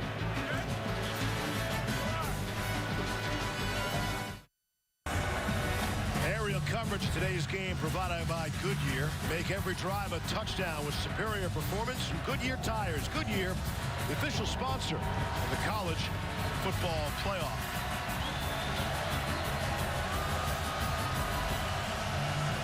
Saw some purple and gold. They haven't had a lot to cheer about so far, except on this drive. 5 runs for 54 yards after 30 yards rushing in the first 7 possessions total. Fournette's back in the game. And confusion in the backfield. Football is out. That's coming out of a timeout, too. Jack Sitchie has done this from time to time. He did it in the bowl game. He just times up the snap in the A-gap, and there's nobody there to block him. They did it 3 times against USC in the bowl game. He had 3 consecutive sacks. He's got a great sense and innate ability. He's very instinctive, his coaches say. A former walk-on, and 85% effort and relentlessness. That's how he loves to play. Sitchie was the only player at the walkthrough yesterday barefoot. Said he really wanted to touch the Lambeau turf. Feel it with his feet, and he did. Here's Harris throwing. Aim complete. Malachi Dupree was the intended target there. It's a good throw there. The most confident throw I've seen from Brandon Harris in this game. Anticipating where that receiver was going to be. It was just a little bit out in front of the wide receiver. Would have been a great catch, but it turns out they're going to have to punt the football. Still a goose egg for LSU when it comes to third down conversions. 0 for 6 in the game. Well, in negative plays have hurt them because it's not an offense that's explosive enough to come back from being 2nd and 15. It's just not. Many traditions at LSU, including Australian-born punters like Josh Browden, the 3rd such punter on LSU dating back to 2011. Take a look at today's Aflac trivia question. Don't cheat, Greasy. Oh, LSU and Wisconsin each have a former player who went on to play for the Green Bay Packers and then became Pro Football Hall of Famers. I ask you, who are they? Levy, I already watched Greasy looking at it before the game started. So that's how you guys roll, huh? Tell the truth, Todd. Did I get the answer right or not? At least one of them. You had one of them. Yeah. The other one, good luck. Really, you want credit for the one you got, huh? I started looking up around the Ring of Fame here in the stadium, thinking I could maybe find a name. I'll go with, how about Blood McNally? Is there a better nickname than that? They got 2 nicknames up on the wall. Earl Curly Lambeau and John Blood McNally. Digging it. On 1st down, here's Clement trying to buy them some breathing room. Gets out to the 5-yard line. It's one of the things you see that's when you come out of the stadium and you see all these names. There's Blood McNally, and you see Lambeau, you see Nitschke, Willie Davis, Bart Starr, Jimmy Taylor. I mean, this is a cathedral to football, and you're really privileged if you ever have a chance to play in the stadium. Buy a ticket. Yeah. Pretty good privilege, too. It's Clement again. The Packers do not have their first home game here in the regular season until the 25th of September. So they'll be able to adjust the hash marks and the numbers. They go wider in college than they do in the NFL. Big 3rd down here for LSU. They're disappointed that they weren't able to get points on that good drive, but they kick them down inside the 5-yard line, and you need your defense to get a 3-and-out to flip the field and give your offense a short opportunity.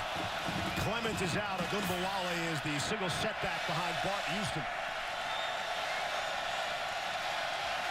On 3rd and 4. Again, clean pocket. Intercepted! Picked off by Tre'Davious White. And if the offense can't score, maybe the defense can. And that's how LSU will score their first touchdown of the season. Pick 6.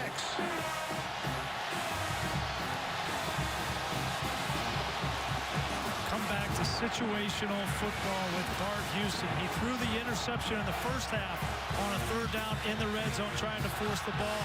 3rd down backed up inside your 10-yard line. The most important thing to do is protect the football. He tried to flip the field, go to his 3rd receiver, and if you throw the ball late in front of Tre'Davious White, who's going to be a 1st-round draft pick, he's going to make you pay.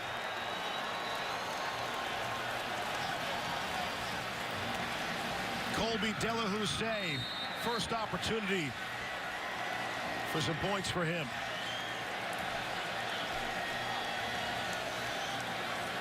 Out of the hold of the punter, Browden. Delahousse puts it through. Tre'Davious White in this new Dave Aranda defense, playing more nickel than lockdown corner, so you can make plays from all over the field. Plays like that one. 13-7.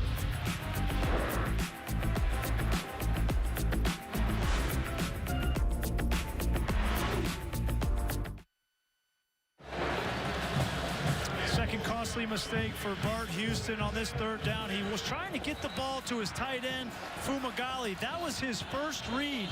He's not there, and he tries to get back to the backside late. So right here, now he's trying to go back to the backside, and this is covered by Tre'Davious White, and he throws the football late, and it's an easy interception and return. Momentum completely flipped now into LSU's favor because of that one mistake. I was standing right behind him and had a great angle at the window in which he saw the receiver flash late but didn't see the corner behind him. You can't take that chance when you're that deep in your own territory. Cameron Campbell will kick it away, and Terrell Jamerson will let it go. There's a flag. We'll check the flag when we come back. Here's Cassidy Hubbard from the studio. Thanks, Steve. Georgia's Nick Chubb, in his first game since suffering a season-ending knee injury in Week 1 last season, looking well and healthy here. In for the 2-yard score. He already has 53 yards rushing in the first quarter. Georgia up 7-0 on UNC over on ESPN. Well, that's a great sign for Kirby Smart. You know, you get that job and you don't know. You hope that Nick Chubb is going to be healthy. Sony Michel's had his own issues, so great to see when any of those guys come back from those devastating injuries. Here's Wisconsin. We'll see how Houston settles down. After throwing the pick six. Hand off to Clement. Maybe has a yard. Godshaw and making the... You know, what's interesting is the adjustments now that Dave Aranda is making in the second half. They were getting gashed by that counter, that last drive, touchdown drive in the first half. And Dave Aranda, one of the smartest coaches in college football, is going to come up with something, maybe more penetration. That's what kills the counters, when you can get penetration in the backfield and knock off those pullers. 2nd and 9. Houston through the hands of Jazz Peavy. Tre'Davious White responsible for the points on the board for LSU. That 18 is significant. Not just his favorite number growing up. That's the honor number they hand out at LSU. Matt Malkwart, Jacob Hesterwart on their way to national championships. The coaching staff and past number 18s vote on who wears the current 18. So quite an honor for Tre'Davious White. Looks like a smart choice again as LSU on the board. 3rd and 9. Houston had to step up and throw a wide open receiver, and it's George rushing, and he lost the football. Another turnover. Wow. Dante Jackson able to bang it free, and Tre'Davious White, number 18, is there. That's a great throw from Houston. Great execution. You finally get a conversion, and then you don't secure the football. I don't think he ever put that ball away completely when he had it. Clearly it's a catch because he moves upfield and he's made a football move. Clearly a fumble, but just lack of ball security. Again, 2 turnovers and back-to-back drives for Wisconsin. That's what you could not afford to start the second half. 3rd of the game, 2 consecutive, when everything was going Wisconsin's way. So LSU will take over in excellent field position at the 41 of the Badgers.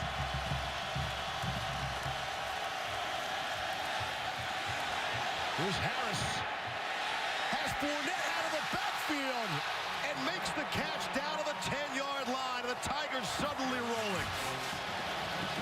Love the aggressive play call there after a turnover in the red zone fringe there. Take a shot. Not only that, but you take it to your best player down the field. What a great catch from Fournette. LSU going fast here, trying to catch Wisconsin. It's Fournette. And touchdown. Wow, things change quickly. Trayvon Doral. In the blink of the eye, this has gone from all Wisconsin to LSU about to try and take the lead.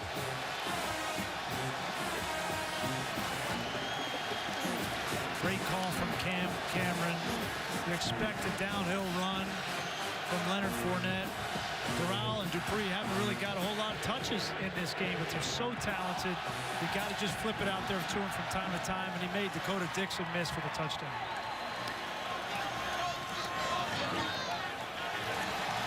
De La Hussein puts it through. 14 points in 67 seconds. Go back to that aggressive call from Cam Cameron. Right after the fumble recovery, you're going to see both wide receivers are going to come down, and they're going to run out. All they're trying to do is clear the way for number 7 to come down the field. This ball is in the air for a long time. It's hard to concentrate if you're Leonard Fournette, knowing there's a safety back that's going to hit me. But he does it just like a receiver. That's one of the hardest things to do, is wait for a ball to come down without getting hit. And then the touchdown, this is just pure athleticism from Doral. You knew LSU wasn't just going to come out here in the second half and lay down. That there was going to be some fight. Tre'Davious White, give him credit, one of their senior leaders, makes a play when he needs to make a play. And then defensively, they get another fumble, and they're right back on top of this game.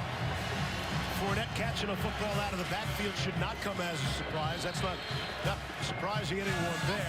43 catches last season for 253 receiving yards. But man, that, you go to the fridge for a cold one, you leave 13-0 Wisconsin, you come back, pop the top, and it's 14-13 LSU. Latrell Jamerson try to get a return, maybe out to the 25-yard line. Darius Geis, who does everything on the special teams tackle. Now the answer to today's Athletic Trivia question. We asked you about LSU and Wisconsin each having a former player, went on to play for the Packers and become Pro Football Hall of Famers. I had Jimmy Taylor. Yes, you did. I had that one. The other one, I'm going with Blood. I'm going with Blood McNally. Oh, it was Arnie. Arnie is up there. Who doesn't know Arnie? Arnie is up there on the wall. Oh, look at that. There's a good look at Arnie. That's the jump pass. Look at that right leg, Did lead the NFL in passing touchdowns 3 times. Arnie Herber for the win. So Wisconsin now. Drop ball on Houston. Looked like the pass was right there. Badgers in unfamiliar position, playing from behind all of a sudden. Wow. It's been man-to-man coverage all game long, and Tre'Davious White is locked up all over Jazz Peavy, and I think he got away with one there. His left hand on his left arm, pulled it back. Should have been a flag. Tre'Davious is taking this game over right now. You might want to throw the other side of the field if you're Bart Houston. 2nd and 10. Handoff for Gumbawale. Trying to make some people miss. Has enough for the first down. There is a flag.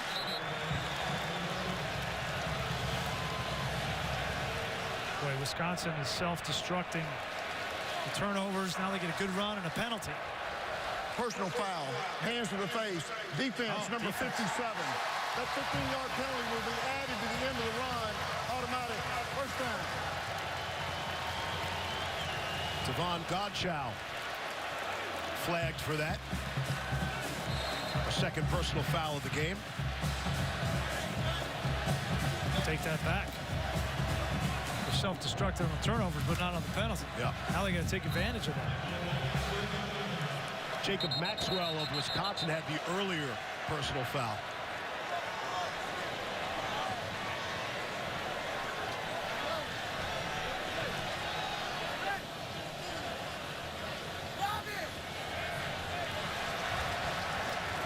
It's a 15-yard penalty.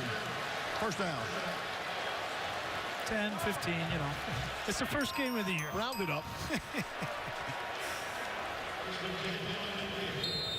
USC Alabama tonight. Clemson and Auburn. Boy, I can't wait. ESPN. Can't wait to watch that Clemson-Auburn game. A lot of fun to watch Deshaun Watson operate.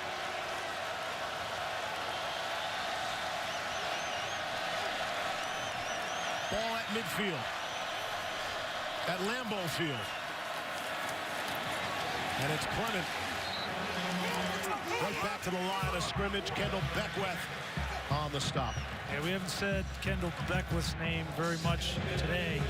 He is their senior leader in the middle of that defense. He's taken to Dave Aranda's coaching. He's the one that's getting everybody lined up. The assimilation to this new 3-4 look from Dave Aranda, attacking defense. Beckwith is the one that they need for consistency throughout the course of this year to make plays.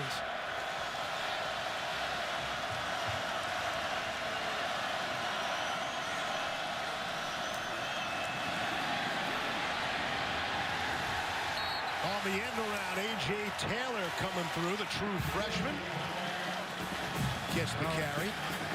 Beckwith again. Now he's starting to find his rhythm right in the middle of the screen. Diagnoses it correctly, then you see the speed. That's a wide receiver he's running down there. Probably his biggest asset is his speed. 252 pounds to be able to run down a wide receiver. That's unique. So a loss on the play brings up 3rd and 11.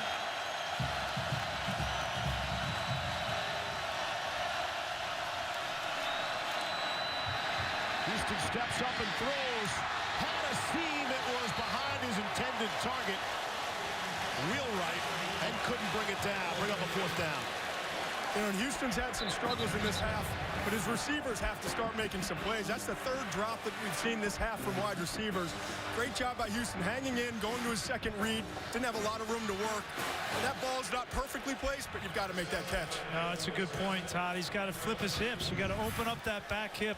That's something they coach those wide receivers. Throw that hip open, and that'll allow you to turn around and make that catch. But you're right, Bart Houston, great pocket awareness to shift and get the ball downfield. You got to convert. Tre'Davious White signaling fair catch, and he'll let it go. And it is dropped at the 2-yard line. Good punt, good coverage. College football action continues tomorrow night on ABC. 10th-ranked Notre Dame will take on Texas. The Fighting Irish, the Longhorns. Prime time college football presented by Capital One tomorrow night. You know, they ask us for our, college football playoff teams before the season. Yeah. Notre Dame's one of mine, but I do have a question. 2 quarterbacks for Brian Kelly. I'm not so sure. I don't like that. I'd like to pick one and roll with him. Deshaun Kaiser and Malik Zaire. I would think Kaiser would have the first shot at it and maybe use Zaire, but that's the big thing. You got to manage that. For Texas, new system. Sterling Gilbert's new offense comes in. He's Art Briles' disciple. Those wide receivers for Texas have great opportunities. I'm excited to watch this new offensive system for the Longhorns. Starting from the 2-yard line. Quick throw out to the right. Harris able to complete. And should be very close to the first down, right back to Doral, who scored the touchdown. Now, Sojourn Shelton just let him off the hook there. He's their senior leader in the secondary. Started 37 games. Got a one-on-one tackle against a wide receiver. You got to get him on the ground. Now, he does give up about 30 pounds and 5 or 6 inches to Doral, but that's a play you got to make to keep the LSU backed up.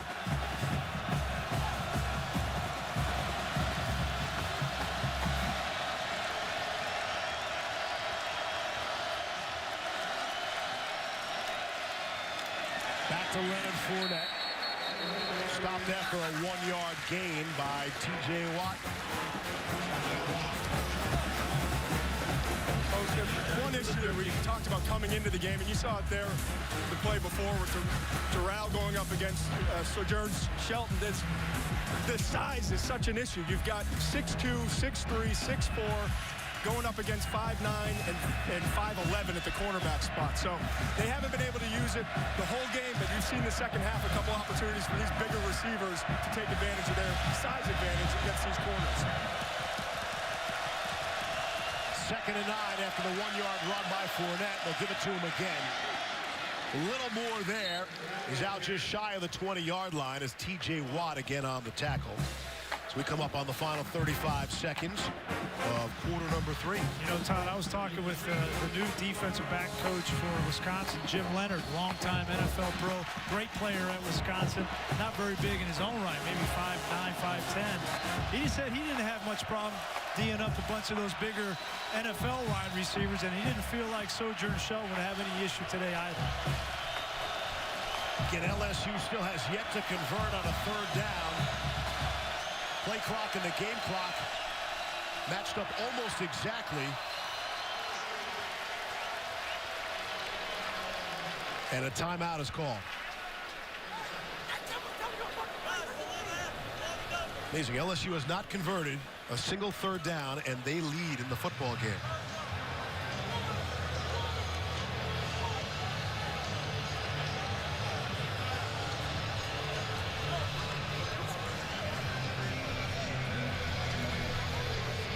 You know, the other game I'm fired up to see is Monday night. That Florida State Ole Miss game between DeAndre Francois. That's the big question mark with FSU, right? We saw what Houston did to Oklahoma. They did it to FSU last year in the Peach Bowl. They better watch out for Ole Miss. I talked to Jimbo in the spring, and he was saying how excited he was, about this team. That's not necessarily like him, getting to know him over the years, but also about Francois, and that was before Sean McGuire got injured. So he was excited about what Francois could be for this program and the future that he had. Now we're going to find out probably a little bit earlier than they expected, although I talked to some people down there that thought that Francois may have won the job anyway. So they are loaded. Every single starter's back on that offense except the quarterback. So Francois is in a good situation in terms of supporting cast. The two ACC teams in the playoff this year? Maybe. No. 3rd and 3. Put 2 seconds back on the clock. Final play, quarter number 3. And there it is. Finally, a third down conversion to Malachi Dupree. Can you imagine? Wisconsin in a 13-0 lead. Yet it's LSU on top by 1. We get set for fourth quarter action, the first major college football game ever played at Lambeau Field.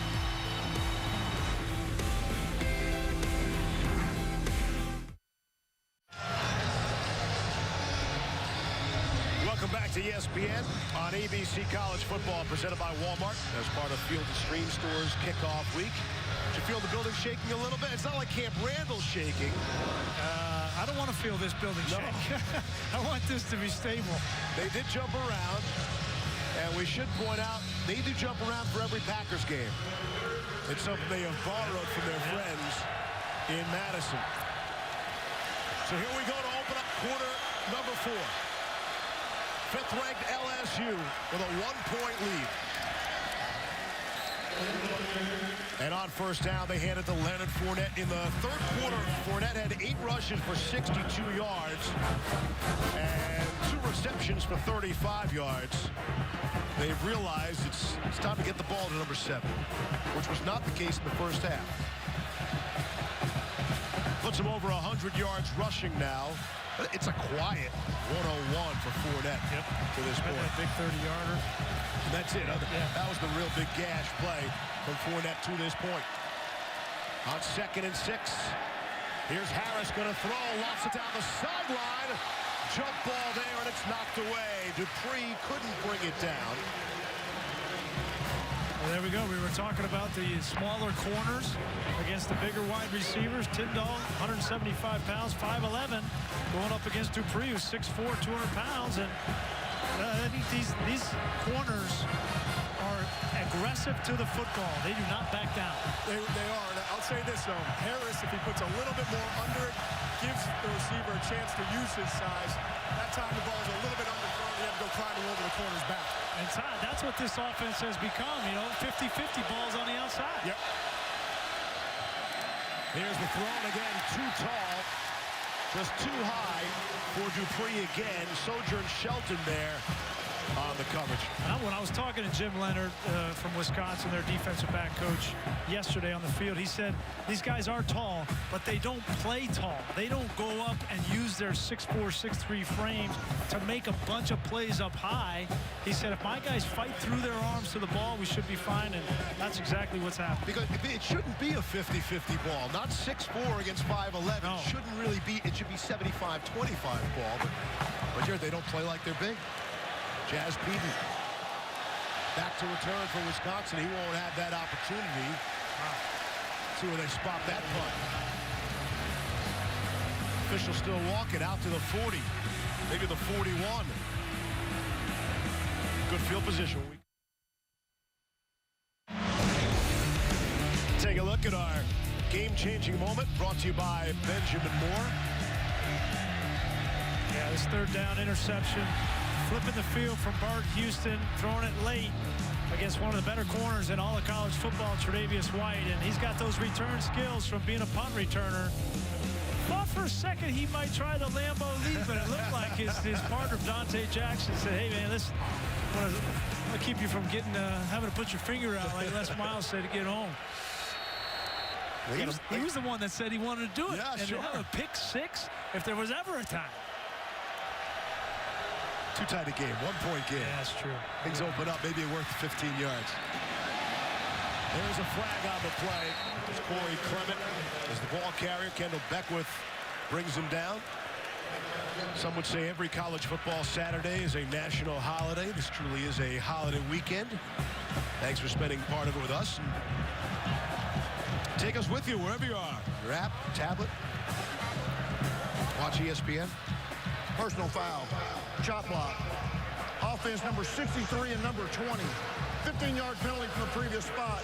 Replay first down. That's Dieter, the center, and the fullback, Ramesh. See him right in the middle right here. And I think it was actually by mistake. Ramesh was just trying to get to the second level, but Godchow, 57, beat Dieter in the backfield, and just so happened that they blocked high and low on Godchow at the same time, and that's a personal foul penalty. First and 25. Ravish is split out, bottom of your screen. And that's exactly where he's looking. Ravish on the receiving end from Bart Houston. Tre'Davious White stop, and here's Cassidy. All right, Steve, number 16 UCLA in some trouble against Texas A&M. Trevor Knight to Josh Reynolds. 40-yard touchdown pass. It's 24-9 A&M after 3. Back to you guys. So is that a surprise? Grease is on the dogs all weekend, huh? You are on the dogs all weekend. I just had a feeling about Deshaun Hall, Myles Garrett, that, quarterbacks talking smack about the noise level. Houston, nice throw. Able to complete to Robert, wheel right across midfield. Everything that's happened here in the second half for Wisconsin has been negative. And Bart Houston now has an opportunity in the fourth quarter of your opening start. The games at Lambeau is against a top-5 team. It's all right here for him. A one-point game. You couldn't ask for anything more. He's got an opportunity. That was a nice throw with anticipation for a first down. Badgers and Badger Nation would take this opportunity every second. Trailing by 1 with the football. Ogunbowale across midfield there. Duke Riley on the stop. They've gotten away a little bit. The only thing I don't like is they've gotten away a little bit from the counter game with Clement. Get Clement in the ball game. He's your best player by far. Going back to Houston, how big were those 2 throws after the 15-yard penalty? Backed up again, everything that has gone wrong in the second half. To be able to, in the 2 throws, throw strikes, get a first down, and at least flip the field position and give yourself a chance to maybe drive down here and score. Those were 2 huge plays for the Badgers. Started with a first and 25. Here's Houston. Didn't feel the pressure. Trying to stay up and is finally brought down. Dropped by Arden Key. He's 19 away now of his goal of 20 sacks on the season. And this is just bad design here. You can't have a tight end in Fumagalli blocking the best rusher for LSU, Arden Key. This was never going to have success, and that's just not good design of football right there, and you're going to pay for it. Key came into this season with his goal. He wanted to have 20 sacks, and that's an ambitious goal, but he's got a lot of talent. Off to a great start. Since 2005, only Elvis Dumerville of Louisville has had a 20-sack season. Here's Houston. Unable to hook up with Jazz Peavy. Again, it's Tre'Davious White, who does everything on that LSU's defense on the coverage. He knows it. Gives you the finger wag. You get the sense with these 2 offenses anyway, they're not real explosive. Outside of Leonard Fournette, there's not a real explosive offensive player, and so if you get negative plays on first and second down, neither one of them's really adept at getting back and being able to convert that third down. And just one negative play for Wisconsin, and they got a punt. And punting has been an issue in this game for both sides. Here's P.J. Rosowski. Whoa. Let it roll. If that touched Tre'Davious White or not. That was very close to touching Tre'Davious White's foot. That is a reviewable play. And we'll take a few looks at that. He's coming up hard to try to catch that ball. No, it did not touch him. Unless he kicked with the toe. Right, another angle. Well, Beagle was right there on top of it. They're showing it on the Jumbotron, and the crowd is reacting. Bill LeMonnier is with us in the booth. Former Big Ten official for some 20 years. Bill? Oh, Bill, welcome to the 2016 season. Well, how was that? They just buzzed from the replay booth, so the play's under review. Replay a look at this, see if it hit his foot there, change directions. Those will be some of the indicators, right, especially on some of the angles. If they determine it's hit his foot, they'll award the recovery to Wisconsin, but no advance. Right. Because it's just a muff of a kick. So there's no potential advance. Just me looking at it, I don't think he touched it. Because you see from right here, if he touched it, it was with his toe, okay, from that angle. But when you look at it from the other angle, clearly his toe didn't touch the ball. From me looking at it, I would say at the very minimum, there's not enough evidence to overturn the call. Conclusive evidence, yeah. I agree with you. There's not indisputable video evidence here. Matter of fact, your point about the two views, yep, it doesn't appear it hit his foot at all. It was close, a lot closer than I know Les Miles wanted. Boy. And for the record, Bill is our rules expert. He broke 2 rules today already. He was following behind us. I think he went through 2 red lights. Oh, wow. I'm just saying. So professionally, can we get a rules expert? Can we get an instant replay on that? On the way to the stadium. That's at the command center. I believe. Wait for him. we did kind of blow through some yellows and might have put our pal Bill in a rough spot. After further review, the ruling on the field stands. First down. Yeah, I think that's the right call. And with that, at this point in the game, a 1-point game in the 4th quarter with a game change like that, you want to have the right call. We said prior to the opening kickoff when toe meets leather. Toe failed to meet leather. Well, that was close, man. Ball spotted at the 12, and it would have been there either way. Here's Brendan Harris now. Coming up on 11 minutes to play. Quarter number 4. 5th-ranked Tigers by 1. Give it to Fournette, trying to pick his spots, and jumps to the outside. With running room, first down, and much more after that. Forced out by Leo Musso, I beg your pardon. Enjoy as much of this as you can. Probably only have 1 year left at number 7 in college football. And the vision, the cuts, the speed, the power, man, it's got the whole package, Todd. He does, and give his receiver credit. Malachi Dupree, 15. He was out, did a nice job blocking initially, realized he was losing position, and just pulled his hands away and let Fournette finish off the run rather than getting the hold downfield. Gain of 19 on that play.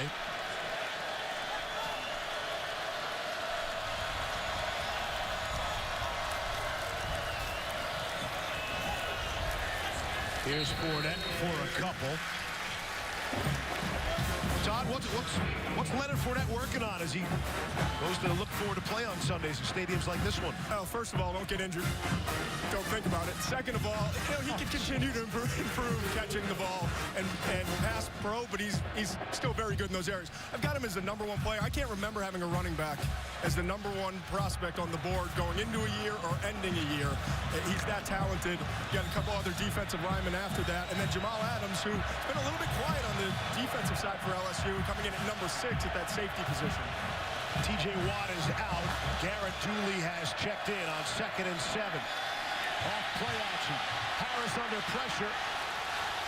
And he is dropped down by Vince Beagle, one of the co-captains of this Wisconsin team. Beagle's an outstanding player. You know, Todd, I think the thing I love most about Leonard Fournette, has been a lot said about, him not getting hurt. Some people say he shouldn't even play this year. And I love the response by Leonard Fournette. It's like, I'm playing for not just me, I'm playing for my team, I'm playing for the state of Louisiana with everything that's That's the exact answer you want in a leader in Leonard Fournette, unselfish. Yeah, he gets it. He's a man of few words as well. Yeah, that's true. Just get it off before the play clock on 3rd down and 8. Dump it off to Fournette. He gets it, but he doesn't get that. Ryan Connolly stepped up to fill the hole. And the Badgers will get the football back. Give Ryan Connolly, the true sophomore, credit. Comes in, is replacing Orr, who was injured the first play, fights through. That's one of the best centers in all of college football in Posick. He goes right around him and puts the best player in college football on the ground. It looks like Connolly's going to have a great future at Wisconsin. Here's Josh Grouden getting his college debut. Bit of a spotty effort. Again, he'll try to angle this football.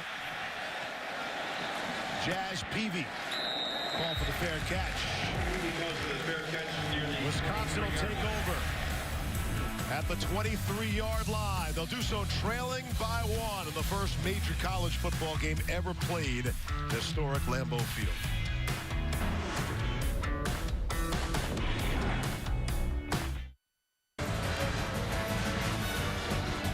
They're going to host a wedding here next week. They host about 100 weddings a year at Lambeau Field. Playing college football today. Aerial coverage of today's game provided by Goodyear. Make every drive a touchdown with superior performance from Goodyear Tires. Goodyear, the official sponsor of the college football playoff. Here it is, Steve. This is why you came back, man, to do college football. 4th quarter, 8 minutes, 1-point game, and a guy who's never played before, a quarterback with an opportunity. Named Bart. Here's Houston. They'll hand it off to Corey Clement.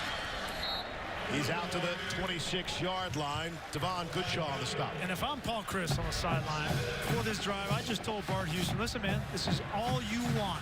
Go out here in the 4th quarter, let it all hang out. You got nothing to lose. Nobody expected you to beat LSU in this game. Play loose. I'd call some passes for him on 1st down. Get some rhythm. Go win the game. Don't sit out there and try not to lose it. Be aggressive. Go win it. There's no real tape to go off of. We didn't have a clue of how he was going to react to all of this. I have so much more confidence in Houston now than I did 3 quarters ago. It's remarkable. I agree.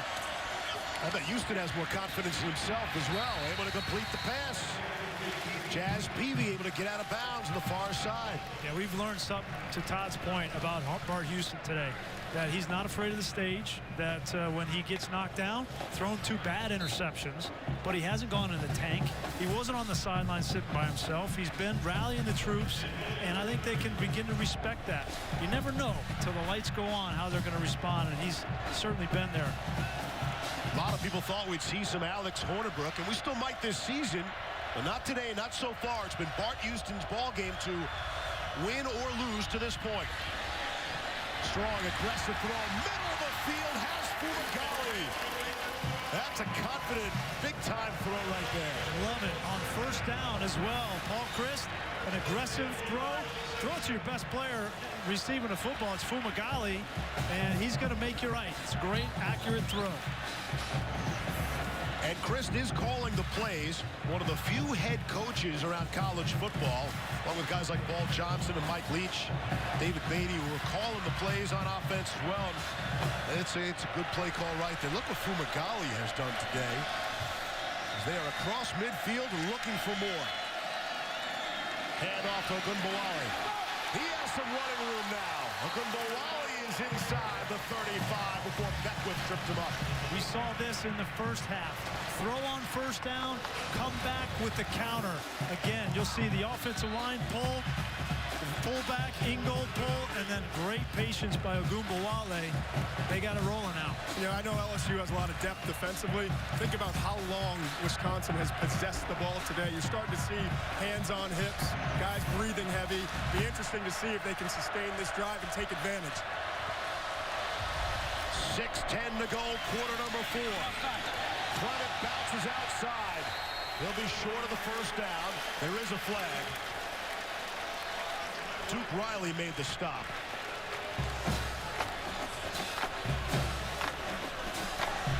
Holding offense, number 85. 10-yard penalty, replay 1st down.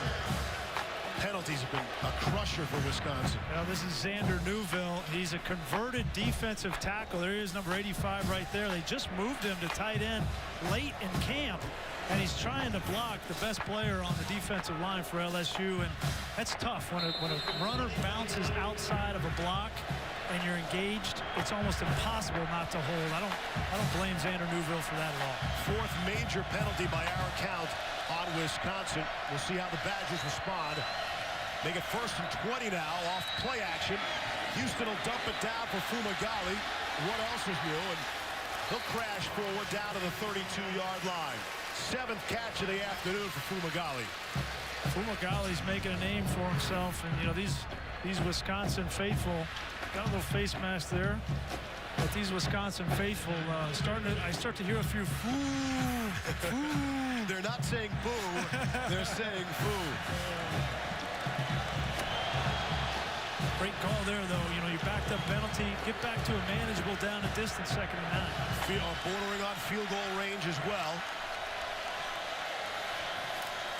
Here's Houston. Hands it to Clement. He'll take his time, little stutter step to the 31. Michael DeVinti, one of 5 early enrollees for LSU in the spring, makes the stop. But he is a true freshman. 3rd down has not been the nicest friend to Bart Houston in this game. 2 interceptions on 3rd downs. Paul Chryst needs to tell him, listen, if it's there, let it rip. If it's not, check it down and get to the 25-yard line and give Gaglianone an opportunity to kick the field goal.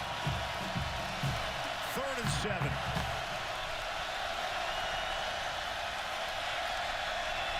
Ogunbowale. Yeah, gain of 1 or 2 and Beckwith stop. That's a product of what Paul Chryst has seen from his quarterback on 3rd downs. He said, listen, I love you. You got us down here, but you burned me twice on 3rd down. I'm going to take it out of your hands here and get a field goal. I like you or I love you? Is that I like you or I love you? I'm still trying to figure it out. That's what that was. Gaglianone again. This is from 47. He's already hit from 30 and 48. His career long is 51. He did it to LSU in the opener 2 years ago. Gaglianone for the lead.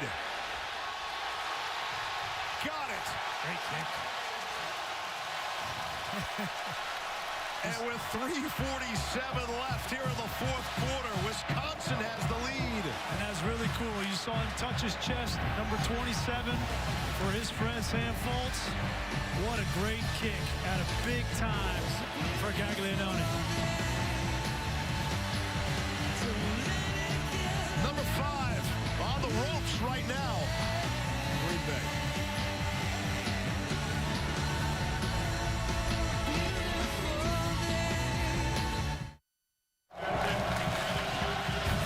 Great college football action for you tomorrow night. Notre Dame and Texas. How these top 10 rankings working out so far across the college football landscape here in week number 1. Strictly for conversational purposes only. We love the preseason ball, right? Darius Geis in the striped old-fashioned end zone here at Lambeau Field. Take a quick look. Yeah, just for fun. Just for yucks. Take a look at today's Good Hands. Brought to you by Allstate. And Tennessee with the squeaker, Tennessee, but you look at Florida State, they got all they can handle. Obviously, LSU, you could have had 4 or 5 in the top 10 this week that have losses. Our Goodyear college football rankings. More great action to come on the greatest opening weekend in college football history. Okay, we saw what Bart Houston did with his opportunity. What can Brandon Harris do to get his team in position? Off the play action. Harris lofts one. That took a whole lot of time to develop, but it's good for the 1st down. Deshaun Smith on the catch, a gain of 19, his first grab of the afternoon. You give hard play action to Leonard Fournette. You should have the best looks in all of football to throw into, because guys have to respect that. And you're right, he was wide open. You'd love to see Brandon Harris put it on him faster so he can turn and make a move. But a completion nonetheless. He'll take it. Out of the 44-yard line. 3:20 to go. One timeout left for LSU. Harris hit as he throws. Able to get it away. Watt provided the pressure.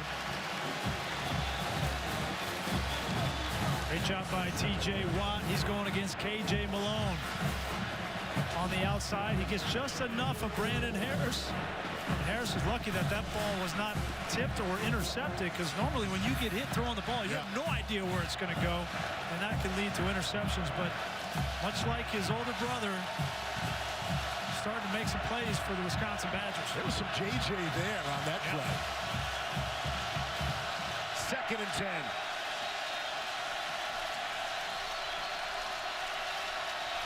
Harris avoids one man, able to complete for a short gain. We'll see where they spot it. Traven Doral got pushed back. Man, that was another great rush by T.J. Watt. Came to the inside, brings up a 3rd down here. Now we saw a conservative approach from Paul Chryst with his quarterback on 3rd down. I don't think in this situation, 3rd and 6, Cam Cameron's got to let his quarterback throw the football and get a 1st down. If it's not there, though, he still has his legs, which are one of his best qualities. 1 for 9 on 3rd down conversions today. 3rd and 6. Good pocket for Harris. Able to complete to Malachi Dupree, and they will give him the 1st down. Latrell Jamerson had the coverage. We've seen Dupree go up and not make a couple of these plays that have been on high balls, but this is a great catch. In traffic, never know if you're going to get hit. There's a guy behind you, and your ribs are exposed, and he focused. Look at his focus, those eyes on the football. It's a huge 1st down. Cross midfield at the 45 of Wisconsin. Bring pressure off the edge here, Wisconsin. Hand off to Fournette, slices through inside the 30 now. Well within Colby Delahussey's field goal range. Fournette came up a little bit ginger. He goes, that's Russo, goes low on him, and he gets flipped and came down, and he's hurt. If Musso get his helmet right on the leg or the foot of Leonard Fournette. Darius Geis, how about the luxury of Fournette going out? You could put Geis in there. Plug him right in on 1st and 10 of the 30. And flags fly. William Clapp might have gotten caught there. False start. Offense. Number 64. 5-yard penalty. 1st down. Looks like they're going to get Fournette up on the sideline. Let's take a look at what happened. Musso, the safety, comes down and looks like he got his shoulder right on the outside of the left leg of Leonard Fournette. I don't blame Musso at all for going low.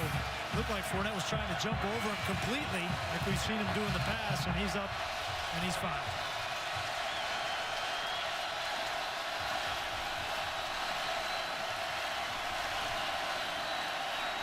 On 1st and 15, Harris gets out of that trouble and puts himself in some more. Picked off by Dakota Dixon. And flags go flying, and players come together now.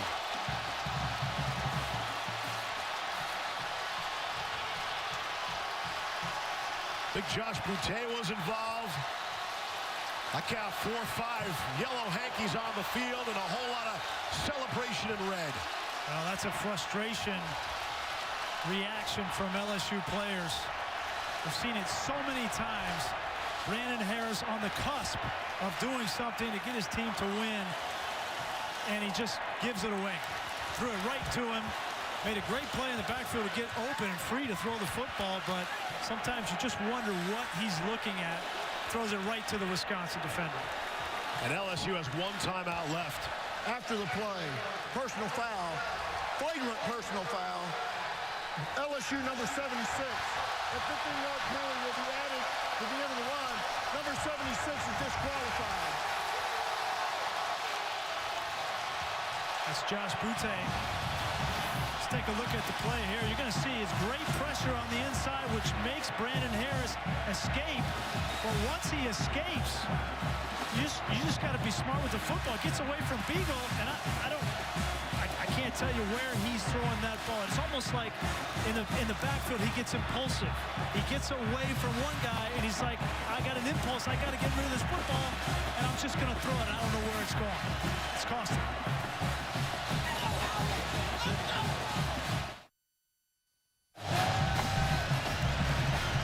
Back in Green Bay, some shock and frustration on the face as we look at our Pacific Life game summary. That's a tough spot to be in. I've been in that spot, Steve. You know, where at the end of the game, you make a play like that, and it's so hard for when you make that mistake, and everybody in the stadium sees it. There's so much riding on this game. So much. And the emotion. And Brandon Harris, by nature, is a very emotional player. Some people would say emotionally immature player. But you see Cam Cameron sitting there next to him, trying to keep him. That's the toughest place in sports to be when you care so much and you make that play and you can't explain why. LSU takes their third and final timeout of the half. So it's all over but the crying in Baton Rouge. We take a look at today's Good Hands play, brought to you by Allstate. Brandon Harris feeling the pressure. Like to have that one back. Dakota Dixon on the interception. Yeah, and you know, sometimes you see ghosts as a quarterback. You know, you see things, you think you got to get rid of the ball before you do. You get a little bit of pressure. Yeah. And I think he's an impulsive player, and it just comes out, and it's bad. And the pressure on Les Miles, and it's really the same every season.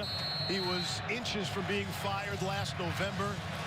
To come into this environment and lose to this Wisconsin team, it's going to be a tough week in Baton Rouge, but every week is tough there. It's going to be tough, but this is not a death sentence for LSU. Of all the teams out there, right, you have that SEC West schedule. This does not exclude them from anything, but if they play like they did today, and if number 6 plays like he did today, they only scored 7 points on offense, right? They had the interception return for a touchdown. They're not beating Alabama. They're not beating Arkansas. They're not beating Ole Miss. Hey, man, back in Madison, they're saying, what about us? Yeah. Well, let's talk Wisconsin. What does this mean for the Badgers now? Well, the Big Ten West is wide open. You got Michigan, Ohio State in the East. You got Nebraska, Iowa, Wisconsin. All of a sudden, I think they found a gritty quarterback and a defense that played their hearts out today. The Badgers came into the season unranked for the first time since 2009. Well, that's got to be some conversation. That's a great win for Paul Chryst. There's your leap. Yeah, there's your leap. Nobody's throwing a flag on Wisconsin anymore. Not this week. This Wisconsin team loses, the opener to LSU 2 years ago, to Alabama last year.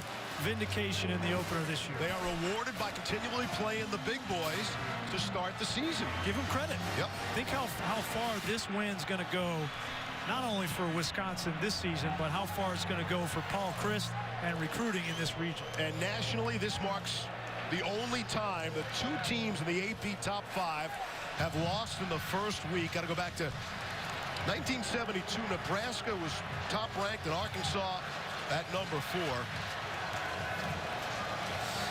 And this is going to be an interview you want to hear. Here's Todd. Coach, you grew up in Wisconsin, coached in Wisconsin, you went to Wisconsin, you come back as the head coach. You told me you were on this field 4 other times, once for a concert and 3 times to watch friends play. How was this for you? I mean, obviously I'm happy, but I'm really proud of this team. And it's that's what I love about this game. It's a player's game, and I feel best for them. Obviously, I'm happy, but really because what they did, and they put it out there against a really good team, and I'm proud of this group, and I'm really happy for them. It's hard to know what you're going to get from a quarterback who hasn't really played and started a game since 2011, I think it was, and first collegiate start to come out in this environment. What'd you see in Bar Houston today? he was Bart. He's going to compete, and there's going to be a couple plays that we're going to want to learn from. But he competed, and I thought he kept his poise throughout it, and that was just part of the way everyone played together. We had that spurt where we gave him some momentum, the fumble and the pick six, and yet guys just stayed with it, and hats off to Hoff. He came through in a big way, and this was fun because it took everyone. I know you have a whole season to play. This is just one game, but watching all of your players and how excited and emotional they were just to walk through yesterday on this field to get this win against an LSU team that a lot of people thought could be a national champion and may be at the end of the year. How much does this mean for all these young men that grew up Packer fans watching Brett Favre and all the other greats for the Green Bay Packers? I think there's two things. One, we want to enjoy the moment, and they put themselves in the moment and put themselves out here, and they can't take that away. And then I think there's another part. We as a team this year, how we choose to take this and go forward, that's on us. So that's the challenge. But you know what? Right now, I want them to enjoy. It was a great opportunity. It was a challenge, but it was a great opportunity, and they took advantage of it. Great job, Coach. Congratulations. Thanks so much. Appreciate it. Like we have Bart over here. Hey, Bart. Hey, Bart. How you doing, man? Go ahead.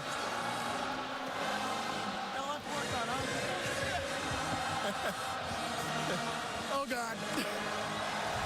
How you doing? Doing good. Doing very good. That was a solid victory. LSU is a great team, and I wish best of luck to them. But, we drove, we fought. Defense made plays. We made some plays. And I'm going to have to get a lot better next week, too. So. You're named after Bart Starr. First start of your college career is here on Lambeau Field. What's it mean to you? It means a lot. I think it means more to my dad. That's his favorite player. And I don't know. You couldn't have made up a better story, I guess. But, it's an awesome experience. I love playing out here, I don't know. I haven't played in so long. It's so happy. I'm happy, okay? It's a great time. There were some ups and downs today. You guys played well early. Second half, you came out and things weren't going well. How were you able to overcome that? Just keeping the confidence. You got to wash out the last play, good or bad, and keep driving and keep going. I think we might have got a little satisfied after the first drive in the third quarter, and that's why we kind of, didn't do as well after. But that's what I was telling our guys. We got to keep the confidence up. We got to keep driving, keep striving for victories. Heck of an effort today, man. Congratulations. Appreciate it. I mean, this is a Disney movie, brother, right? I mean, this is real close. This is a movie script. Wow. A special afternoon in a special place. That's the difference between college and NFL, No question. You didn't see this one coming, huh? Bart Houston hadn't started since 2011 in high school. Starts and wins at Lambeau Field. Be sure to tune in to ABC tonight at 8 Eastern for Saturday Night Football, presented by Wells Fargo, USC, Alabama. In the end, they did the leap. There's no flag on the play. Only a win by Wisconsin. Number 5 goes down.